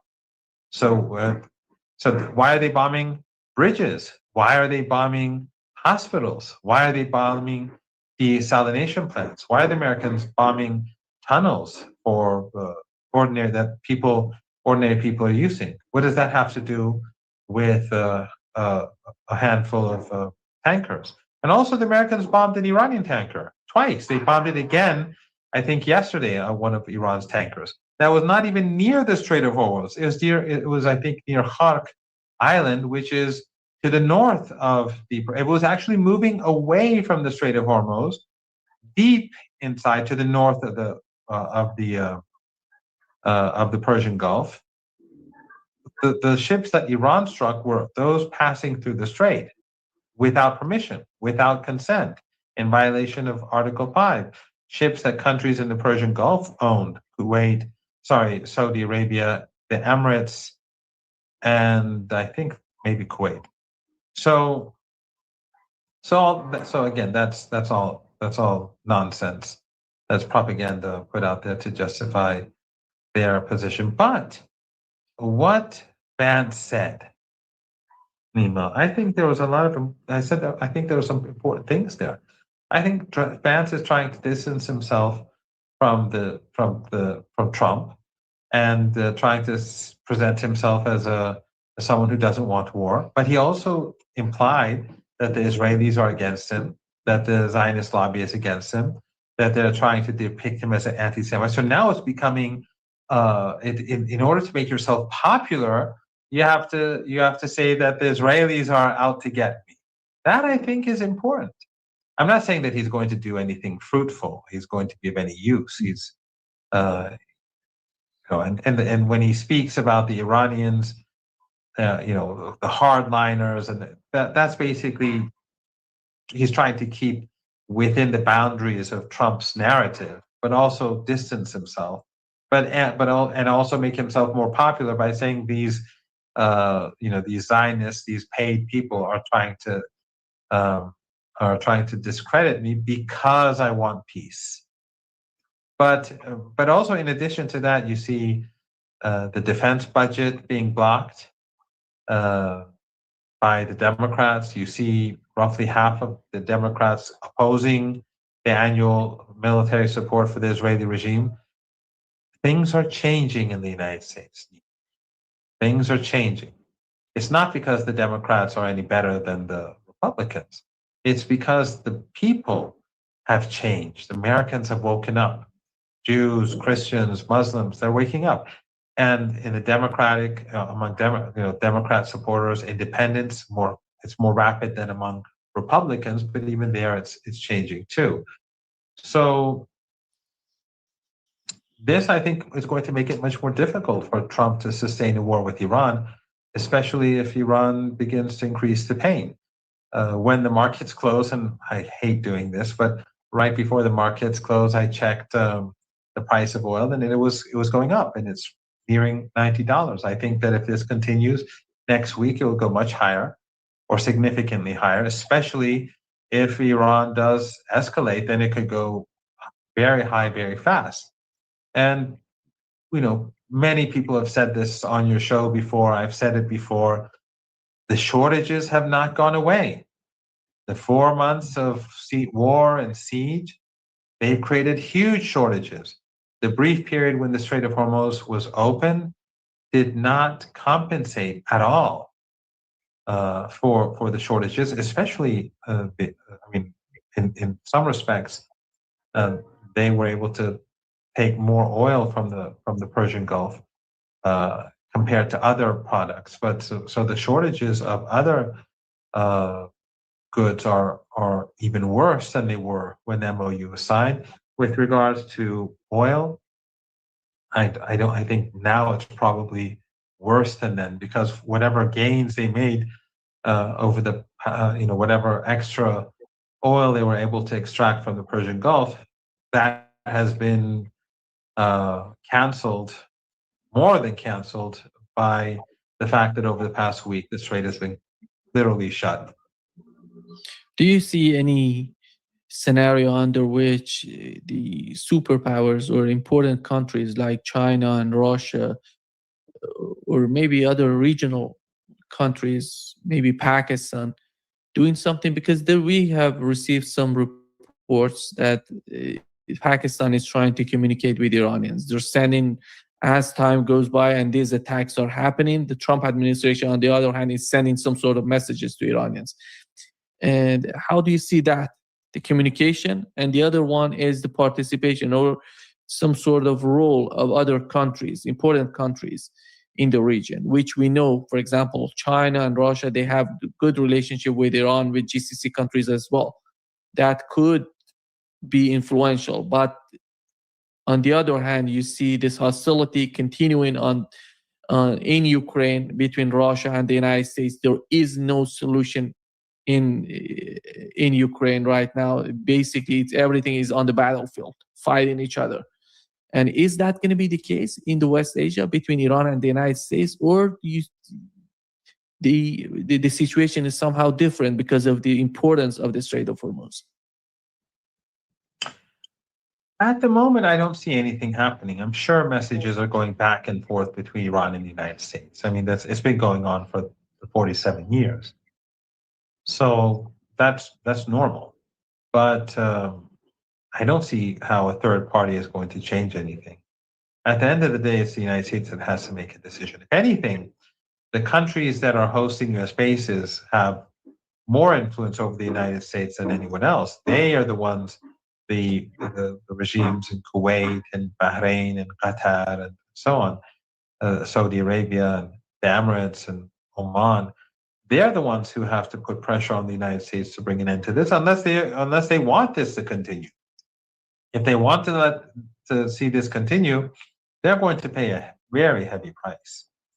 They may pay the ultimate price. But I don't see how anyone else can do anything. I mean, the Pakistanis, they were mediators. Basically, they passed messages back and forth. It wasn't as if they were playing some extraordinary role, or Qatar, or Oman, or anyone else. They're all close to the United States. All of these governments are close to the United States. Whether it's Turkey or Egypt or the Emirates or Pakistan, they're all in the American camp. But if they want to play a role in passing in messages back and forth, that's possible. But unless the United States changes its policy, I don't see anything happening, anything positive happening in the days and weeks ahead. But again, I think that the only countries that could put pressure on the United States are the countries that are assisting the United States in this war. They're the ones who can tell the United States that, look, if they collectively sit down and say and put out give a message to the United States that we don't want this war anymore, and we're not going to cooperate, then it becomes almost impossible for the Americans to continue. But we haven't seen that yet. Yeah. It means that the communications between Iran and Qatar, between Iran and Saudi Arabia, what do we know about that? There were some sort of talks between the two sides. I don't know how much leverage do they have, how much sovereignty do they have, because on one side they're trying to talk with Iranians. They're not happy with the war. We know that. They were talking about it in their media, in their political system. They were talking about the war in the Strait of Hormuz is destroying their economy, is not good for Qatar. Qatar doesn't have access to the, Saudi Arabia has that pipeline going, to the Red Sea. But after all, the whole case, it doesn't make any sort of sense for GCC countries, militarily, economically, whatever you can, whatever name you give it to this sort of situation they're in. And what is that? What is the perception on the part of Iran? And on one side, they're trying to say we're not part of the war. On the other hand, cooperating with the United States, using their own tankers in the Strait of Hormuz to be hit by missiles or mines. I mean, for anyone to claim that they are neutral is just bizarre, and it's ridiculous. And no sane person accepts that logic. And if you ever see any expert say that online, you can be sure that he's on the payroll. I mean, there's no doubt about it. It's like, would anyone accept if the Russians opened up some bases in France and in Germany and started firing missiles at the UK? Then France and Germany saying, "Well, sorry, it's none of our business. Don't strike back at us. You have no right to strike us. We don't have control over those bases or our airspace." No one is going to accept that. So if you ever see any so-called expert take this stance online, you know that they're being either paid by Saudi Arabia or by Qatar or by the Emirates, or someone's paying them. All of them have direct communications with Iran. Every single one. Iran has political ties with all of them, and Iran is in daily communication with all of them. But at the end of the day, the only thing that's important for Iran is its security. They can say whatever they want. The Qataris can say whatever they want. But if U.S. bases in the Persian Gulf region are being used against Iran, that's the only thing that counts. And so, for example, Kuwait can say all it wants. That this is between you and the Americans, but Iranians are being killed, murdered, and Iranian infrastructure, civilian infrastructure, is being destroyed through Kuwait. So there's not a chance in the world. So first, the Iranians struck back at U.S. bases in Kuwait. But then, when they saw it didn't stop, now they're starting to retaliate against the Kuwaiti regime. So if they want to remain in power, if they want their countries to remain intact, their only option is to bring an end to this. And Saudi Arabia isn't any better off than the other ones. I mean, they have a pipeline to the Red Sea, sure, but Iran can destroy Saudi oil installations and make that pipeline useless in a day. It's not difficult for Iran. I read an article about pipelines and how this is going to make things difficult for Iran in the future. No, it won't. You can't move the oil fields. You can't move the gas fields. That's what's important. The pipelines can go wherever they want to stay. They can spend tens of billions of dollars making pipelines, and then if the Americans start a war again using their countries, the Iranians will destroy those oil fields and gas fields, and the pipelines will be useless. It will just have been tens of billions of dollars wasted for nothing. So Iran is not going to accept the United States using the Persian Gulf region to kill Iranians. And it won't be allowed now, and it won't be allowed 5 years from now. That era is over. And there's nothing that these regimes can do about it. With or without pipelines, nothing will change. They'll lose. So they have to make a decision. Do they want their regimes to remain intact? Then they have to stop the war. If they want to continue gambling the house, they'll lose the house.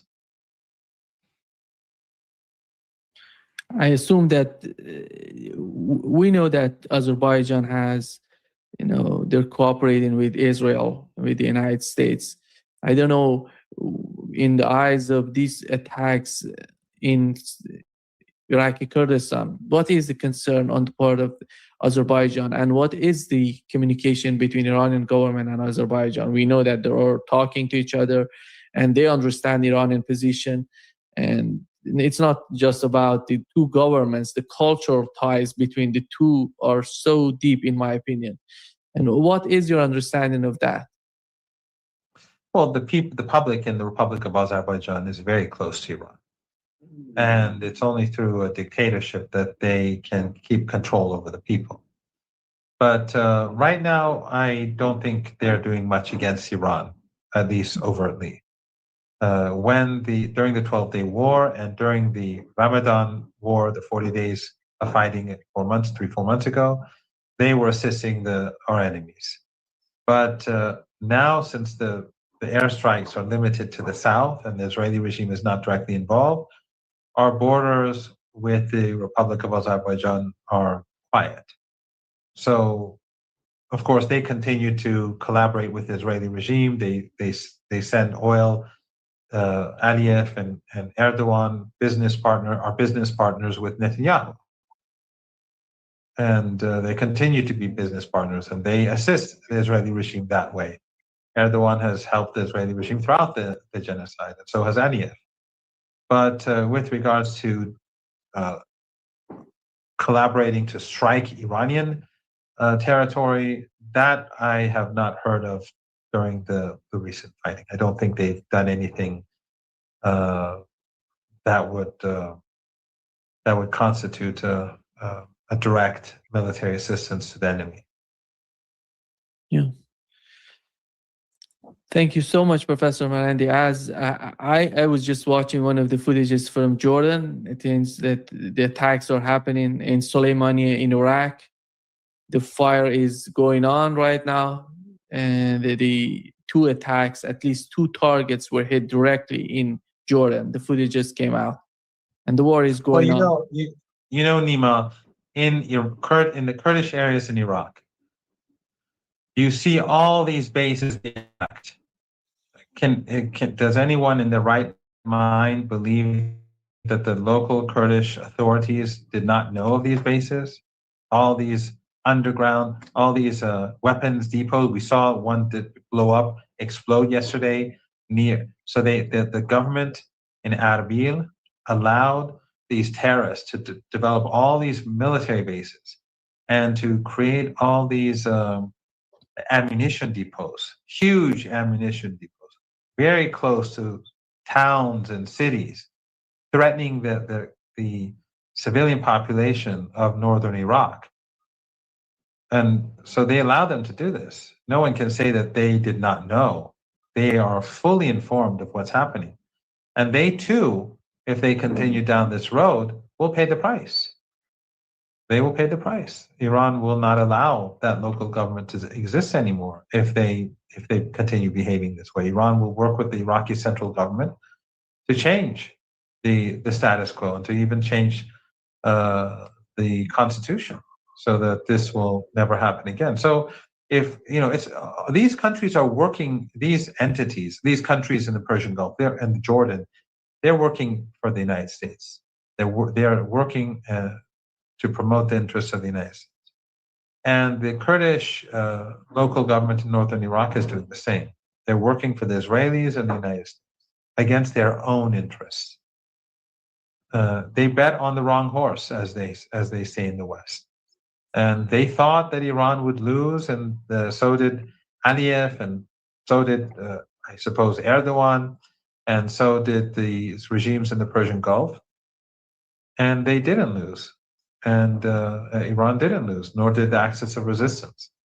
Instead of helping the Americans and Israelis, these regimes should turn and think about their own security and what the Americans and the Israelis would do to them if they did actually win. If the United States and the Israelis had defeated the Axis of Resistance and the Islamic Republic of Iran, imagine what the situation would be today in Turkey, in Jordan, in Saudi Arabia, in Egypt, in Syria. The Israeli regime and Trump would be dictating terms. But instead of coming to their senses, they continue to collaborate with the empire. Yeah.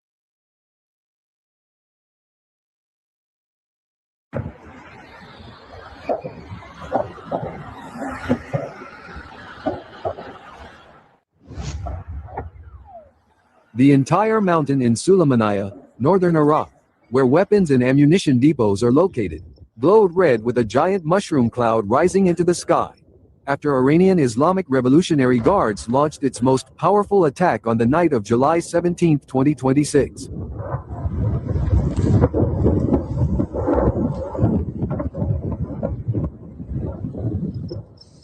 The Iranian military confirmed that their missiles and drones burned the entire mountain in Kurdistan region, because the US-backed Kurdish group was using it as a weapons depot.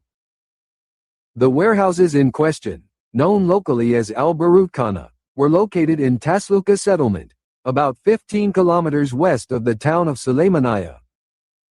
Interestingly, although never widely discussed, Iran clearly knew the existence of the warehouses belonging to the Kurdish separatists, having received US military support during the ceasefire period, with the aim of launching a ground offensive from Kurdistan against Iran.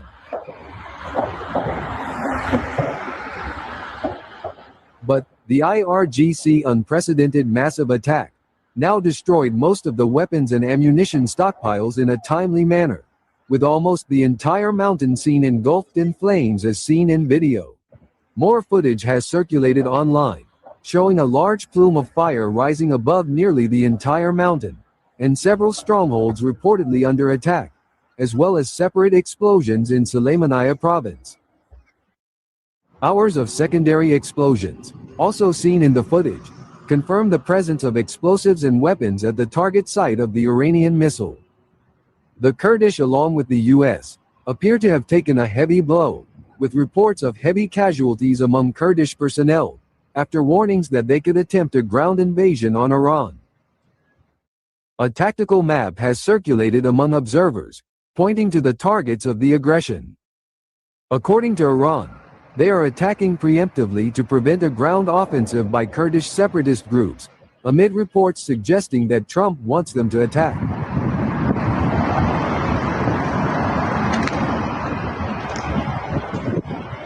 Both Kurdistan and Sulaymaniyah province were targeted. For the second day in a row, IRGC launched a massive direct attack, targeting a Kurdish-affiliated base in Erbil in northern Iraq. Views from Erbil showed large explosions amidst the hours-long Iranian bombardment. They attempted to down an Iranian Shahed 136 drone with small arms fire, but a large explosion occurred nonetheless.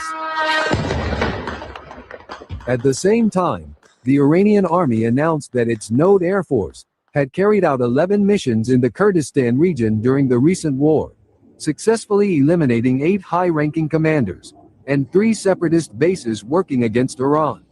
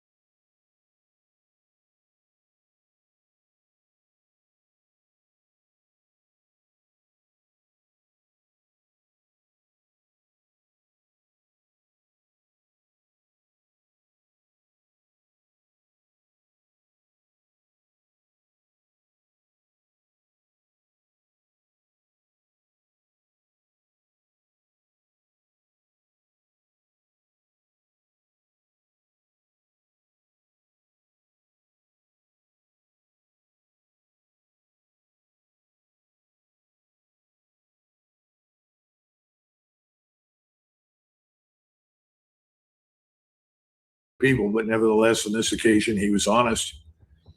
He was, when all else fails and you can't make a case, you lie. That's where we are. What else is he going to do? He's going to lie and say, no, we've been successful. How many times does he have to say that? I remember Senator Kerry, not one of my favorite people, but nevertheless, on this occasion, he was honest. He was asked, well, what is General Petraeus going to do when he comes back to report to Congress? And he says, well, that's easy. He's going to report that he's been enormously successful. In other words, the truth is irrelevant. It's getting people back here in the United States, in Washington, and most important on Wall Street, to believe what he wants. Because if he can't do that, he can't manipulate the markets. If he can't manipulate the markets, that means we're in a lot of trouble, because when the truth comes out, the markets are going to crash. That's something we've lost complete sight of. You know, we're up to 4.5% in the 10-year Treasury bond. Everybody, whether it's Goodluck or Luke Groman or any of the others that have looked at the bond market for years, have said, once we hit 5%, which is very, very close, we've had it. We can't service the debt, we default. The world woke up this morning to news that has sent shockwaves through the corridors of power in Washington. With retired U.S. Army Colonel Douglas Macgregor, a man known for his blunt assessments and deep understanding of military affairs, revealing that there is considerable panic inside the Pentagon. According to Macgregor, the source of this panic is the confirmed strike on the Crown Plaza Hotel in Duqm, Oman, which was housing American military personnel. Satellite imagery has now confirmed that Iranian drones struck the roof of this hotel in what is being described as a targeted assassination operation. The outcome of this assassination remains unknown.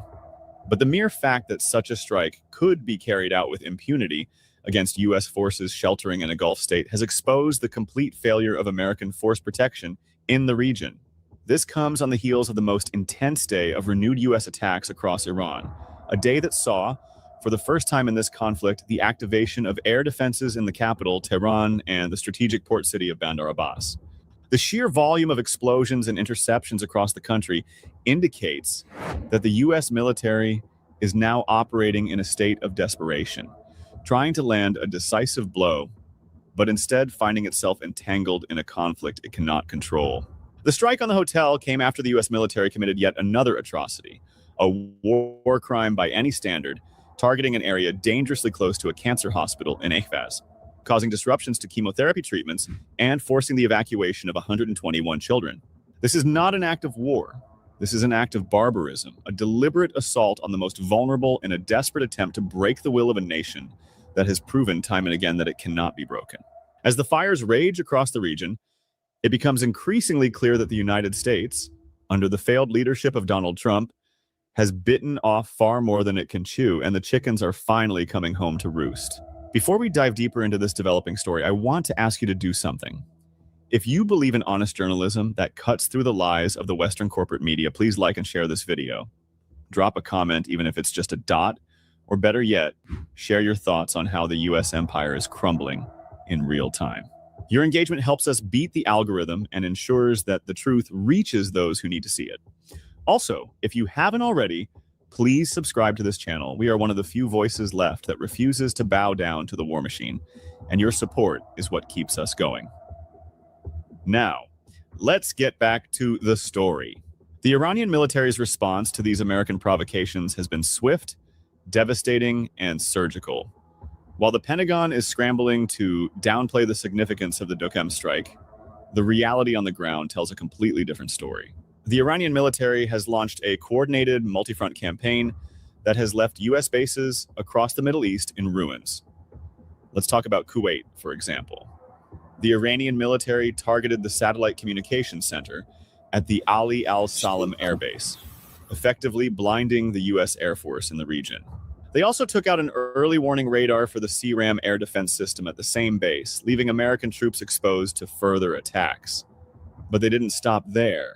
The Iranian military also struck the gathering site of U.S. soldiers at the Shuaiba Pier, hitting them with a combination of missiles and drones that turned the area into a graveyard for American ambitions. And if you think that's all, just wait. In Jordan, the Iranian military destroyed a newly established command and control center and a fighter jet maintenance site at the Muwafaq al-Salti Air Base in Al-Azraq. This was the base that the U.S. was using to coordinate its strikes against Iran, and now it's a smoldering wreck. The Iranians didn't just hit the command center, they completely destroyed a fixed radar site, the communication systems, and the fuel depots, effectively neutralizing the base's ability to function as a hub for aggression. This is a humiliation that the Pentagon cannot hide from its own people. But the audacity of the Iranian military doesn't end there. Earlier, the Iranian army announced that it had completely destroyed a U.S. airspace detection and surveillance radar, as well as the pumping station for its fighter jet fuel tanks at Sheikh Issa Air Base in Bahrain. This is a significant blow because it directly impacts the U.S. Navy's Fifth Fleet, which relies on this base for its operations in the Persian Gulf. Well, Dan, we need to face the reality that this is effectively what General Keane and others like him have argued for. That is, finish the job. Finish the job amounts ultimately into a relapse into barbarism, a descent into the Middle Ages. It means bringing your enemy to his or her knees. That's really what they're saying. In order to do that, in their minds, you're going to have to destroy everything. Most important, not just the petroleum infrastructure, industry, and so forth, you're going to have to destroy the desalination plants. That's how you bring the country, in their minds, to its knees. Now, why is this not likely to work? Well, first of all, I think the Iranians are quite prepared to sustain the damage that he's threatening. They have found ways around it in the past. There are other ways to export petroleum. And they'll do it, and those products. Secondly, while this goes on and President Trump is sort of soothing his ego and postponing the inevitable admission of defeat, which has to happen for this to end. Frankly, he's got to say, look, this hasn't worked. We've got to disengage. He doesn't want to do that. His ego won't permit him to do such a thing. That means the rest of the world looks at this and says, we're screwed. We're headed into a global depression, and that's where we're going. When you look at fertilizer and the 40-50% increase in the cost of it, it's not just the cost, it's the availability, the nitrogen that is vital and essential, the helium that you absolutely need for the production of microcircuitry. All of these things fall into the same categories. This is a catastrophe, and it's being brought on not by Iran, contrary to what we think. It's being brought on by us in our unconditional allegiance to Israel, because it is ultimately Israel that demands the destruction of Iran. We have no particular reason why we should destroy the Iranian state or murder most of its population. That's not what we're about, but that's what it's become. That's what you're describing. And that's why it's a relapse into barbarism. Now, what will the Iranians do? Well, what would you do? I would fight back with everything at my disposal. And I would punish, absolutely annihilate everything and anyone who stands with us. So if you're living in Kuwait or Bahrain or Qatar or the United Arab Emirates, or for that matter, even Saudi Arabia, I would get ready. Because if you think you're going to escape the consequences of Trump's war and Israel's demand for Iran's destruction, you will not. And the elites that are ruling in those countries will be swept out of power. They've already reached out to Jordan, and I am sure that they have thousands of weapons and missiles remaining that they will ultimately use against Israel. And there's not a great deal we can do. We cannot shut that down. And we've talked about this before. Our technology, as Ted Postal and others have pointed out, has not reached the point where we can reliably protect any of these places. The smart move, the intelligent move, is to recognize the limits of our power, to recognize the futility and say, that's enough, no more. We wish you well, Israel, but we cannot go on with this campaign. But I don't see that happening anytime soon. Do you? I don't. But what I do see coming is, and Iran has been signaling some of the things they're going to do, in addition to the things you just mentioned about hitting those kinds of targets, same kinds of targets that Trump said he would hit on Iran, they would impose upon our allies. Pardon me, but there's some additional stuff here. This so-called triangle of economic death here, that if Iran does more than just shut down the Strait of Hormuz, because now they've also shut down Fajr, so that's actually added additional strain onto the oil supply right now. But they also said, along with Ansar al-Islam, the Houthis, that they could shut down the Bab el-Mandab at the southern end of the Red Sea and could potentially gum up the works even in the Suez Canal with some of the Houthi missiles. You shut down those three things right there as a result, as a response to what President Trump was doing there. And I mean, how could anything except for, I mean, a near-term recession start and possibly even a depression in the not-too-distant future? I mean, those things, that's got to get the attention of other people around the world that don't want anything to do with this war, doesn't it? Well, there isn't anybody else out there that wants anything to do with this war. That's what we need to understand. The Chinese, Russians, the Indians, all of these people are disinterested in this war. They want it to end. We're the only ones that are talking about war. When you go to Asia, you go to these conferences, Hegseth was just over there and talked about China. Everybody in the audience is looking at him like this man's lost his mind. They're not interested in going to war with China. Neither are the Koreans or the Japanese or anybody else. And now that we've demonstrated that we can't protect anybody because we just don't have the technology to do it, the question is going to be, why are we still in Korea? Why are we still in Japan? We can't protect anybody. If we can't protect somebody, then we're a magnet for trouble. We're a catalyst for conflict. And the sad part is that President Trump instinctively understood this during his first term, and he was thinking in the right terms. But, if you don't have a foundation of knowledge and understanding, you can be talked out of things that make sense in favor of things that don't. There's nothing firm that you can base your decision-making on. And I think that's his biggest problem. So right now, he is bullying his way forward, hoping that something will happen, something will break. The idea that Suez could be shut down is not a new one. And frankly speaking, even though it's still useful to the states that, like Saudi Arabia and others, it's not what it was because of the Houthi operation. I was reading the other day, because I've had to understand the oil industry, and people that have looked at this industry since these things began have said the same thing. None of it has ever recovered. It's not just the Strait of Hormuz. It's access to the Red Sea.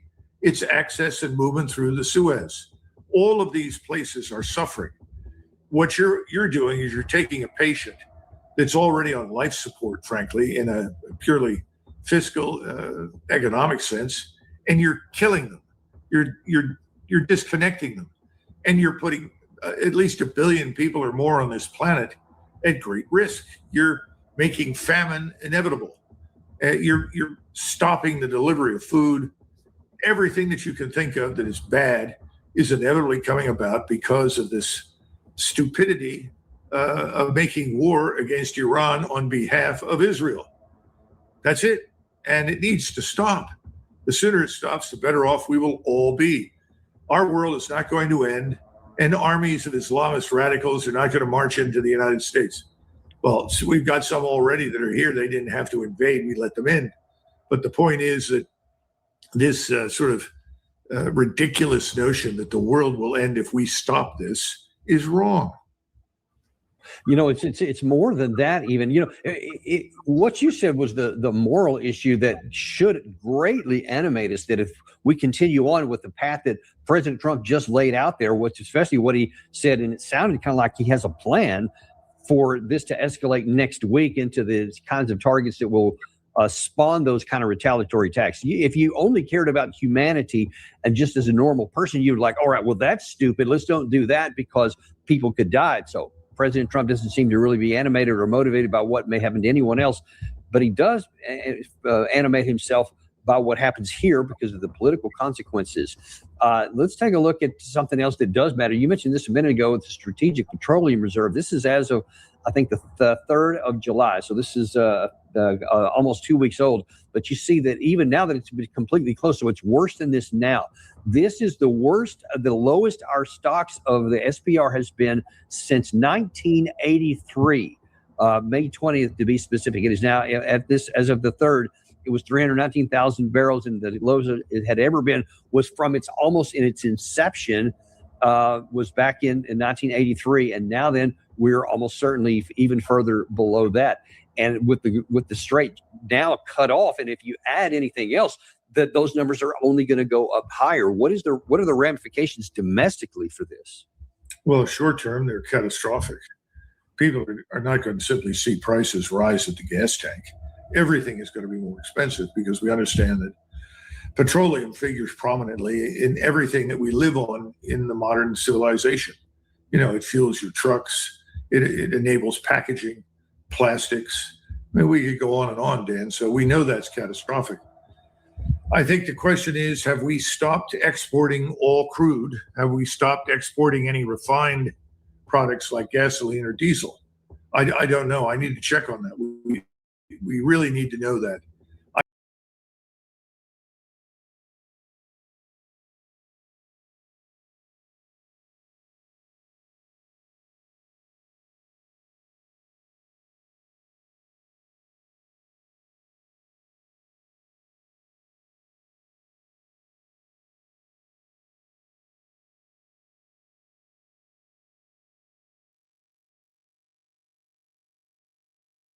Okay, guys, stand by here. We've got some breaking news to get to right now out of the Middle East.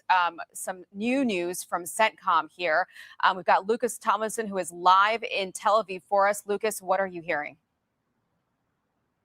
Aisha, we've just learned from the U.S. military central command in charge of all U.S. forces in the Middle East that 2 American service members have been killed and 1 is still missing after an Iranian missile attack on a base in Jordan. Additionally, we've learned that 4 American service members were wounded. They were transferred to Jordanian hospitals and have since been discharged.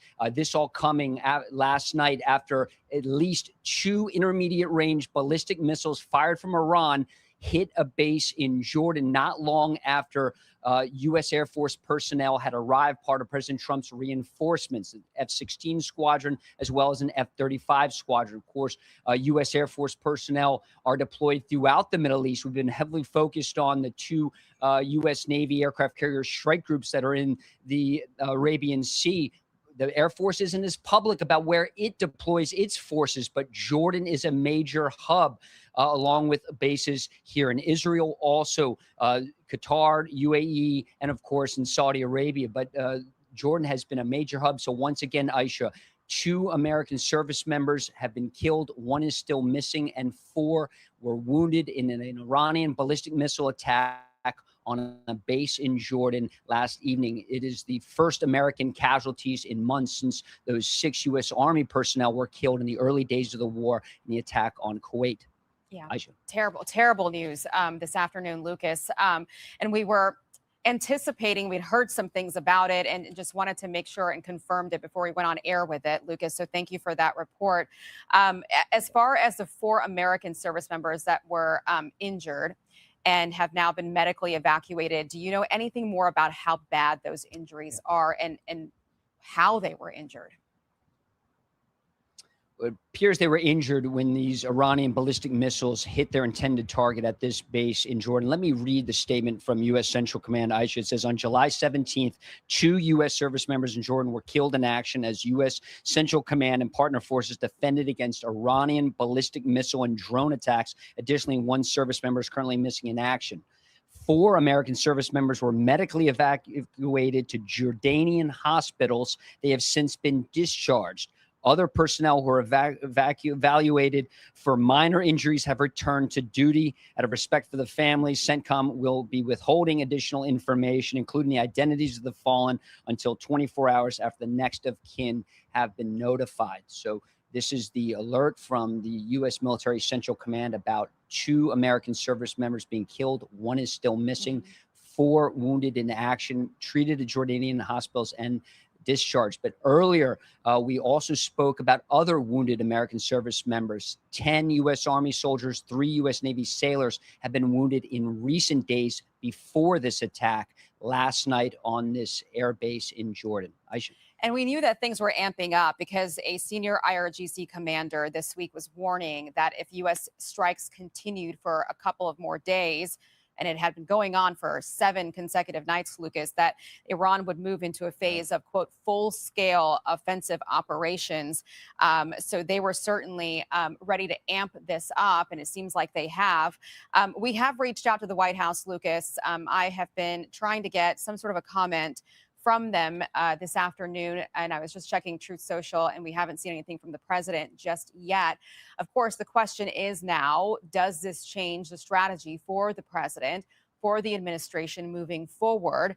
I do remember, Lucas, I'm sure you do too, at the beginning of all of this, when people were asking about boots on the ground, what happens if we lose American soldiers, how that would impact his decision making. And he seemed to indicate that sometimes people get hurt and sometimes soldiers die when there's a conflict like this. Disgusting.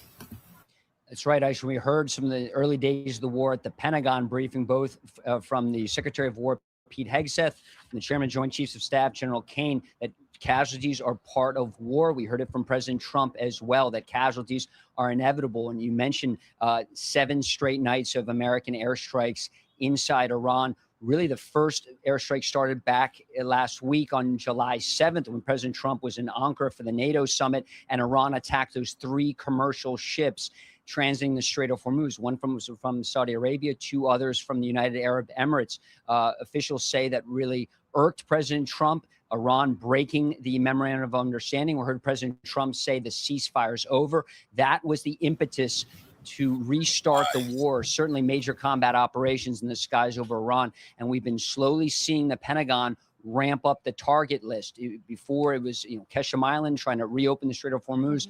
In the last few nights, we've seen bridges being taken out around Bandar Abbas. That's like the Norfolk of Iran. It's their largest naval base. It's a large commercial port and sits right on the Strait of Hormuz. So President Trump and the Pentagon want to see the Strait of Hormuz open to commercial traffic. But since these airstrikes have ramped up, Aisha, traffic in the Strait of Hormuz has slowed to a trickle. In fact, it's been over 2 months since U.S. warships made that dangerous passage to the Strait of Hormuz as well.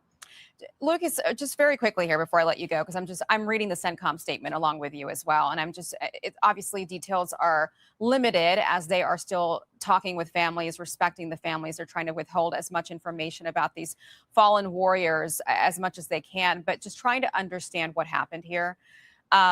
Do you know if the Jordanians were launching defensive airstrikes in return? Do you know if is that what happened here? They just didn't catch a couple of these ballistic missiles? Most likely, the U.S. Air Force was launching strike missions from this base in Jordan. Again, we've been very public. You see the CENTCOM video showing the 2 aircraft carriers in the Arabian Sea. We see the maps. We show them frequently of all the U.S. naval assets. We normally don't talk about U.S. Air Force assets in the Middle East because a lot of these countries, frankly, don't want it out there. They don't want it very public, although we have an idea, thanks to plane spotters, monitoring open source media, when some of these jets arrive. But when you look at Jordan, Saudi Arabia, Al Dhafra in the United Arab Emirates, in Qatar, Al Udeid, where President Trump spoke just a year ago, in the Middle East, the Air Force is deploying to countries throughout the Middle East, including here in Israel. In fact, dozens of more refueling planes are headed here, not just to Ben Gurion, but to the international airport here, but also to the desert, to Israeli Air Force bases. More fighter squadrons are heading in. I was told by officials that in Jordan in particular, F-16 squadron from Germany was deployed there to Jordan. Also, another squadron of F-35 stealth fighter jets. Recently, we saw F-22 Raptors, also fifth-generation jets, leave the Middle East. So these were likely not just replacements, but President Trump is ramping up this conflict against Iran. And to do that, you need more firepower to do it. And it's not just the U.S. Navy, Aisha. You have to send U.S. Air Force squadrons. A lot of these are based from Germany, from Italy, and of course, some from the United States as well. Okay, Lucas,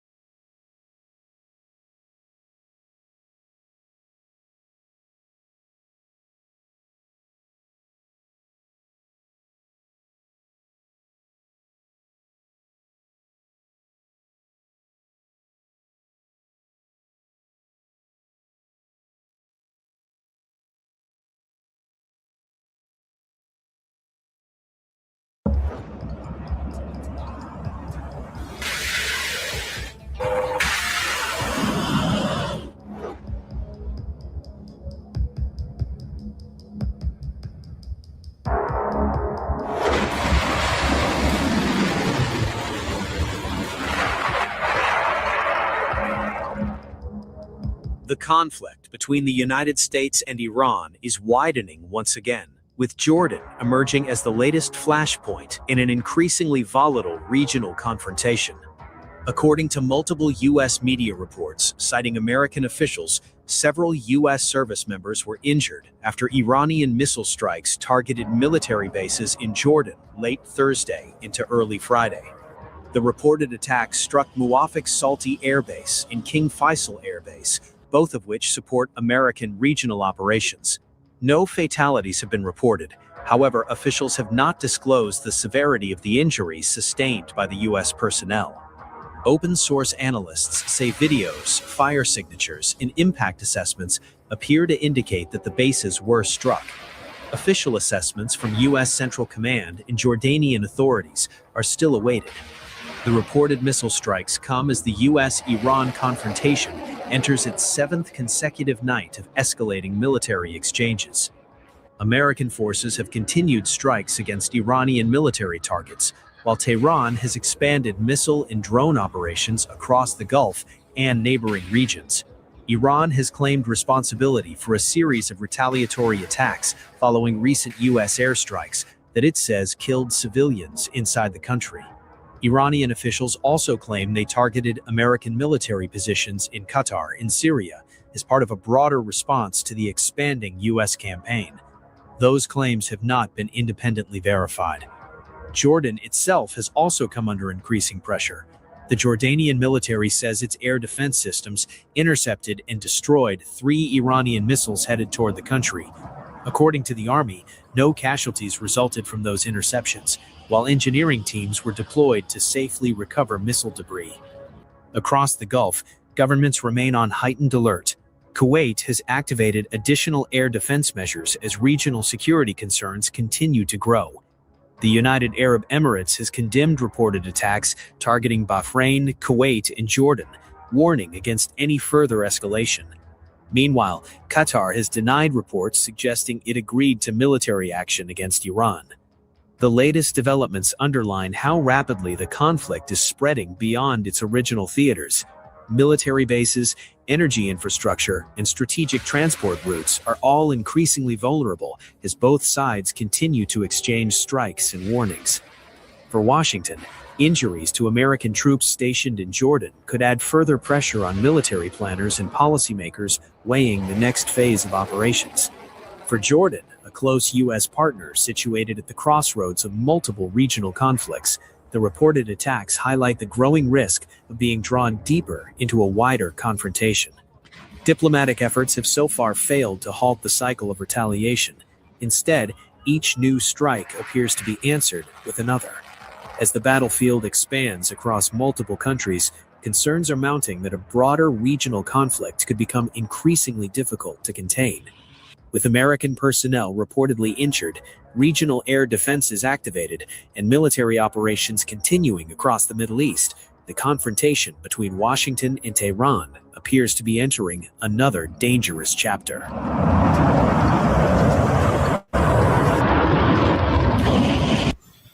Go figure. Follow me.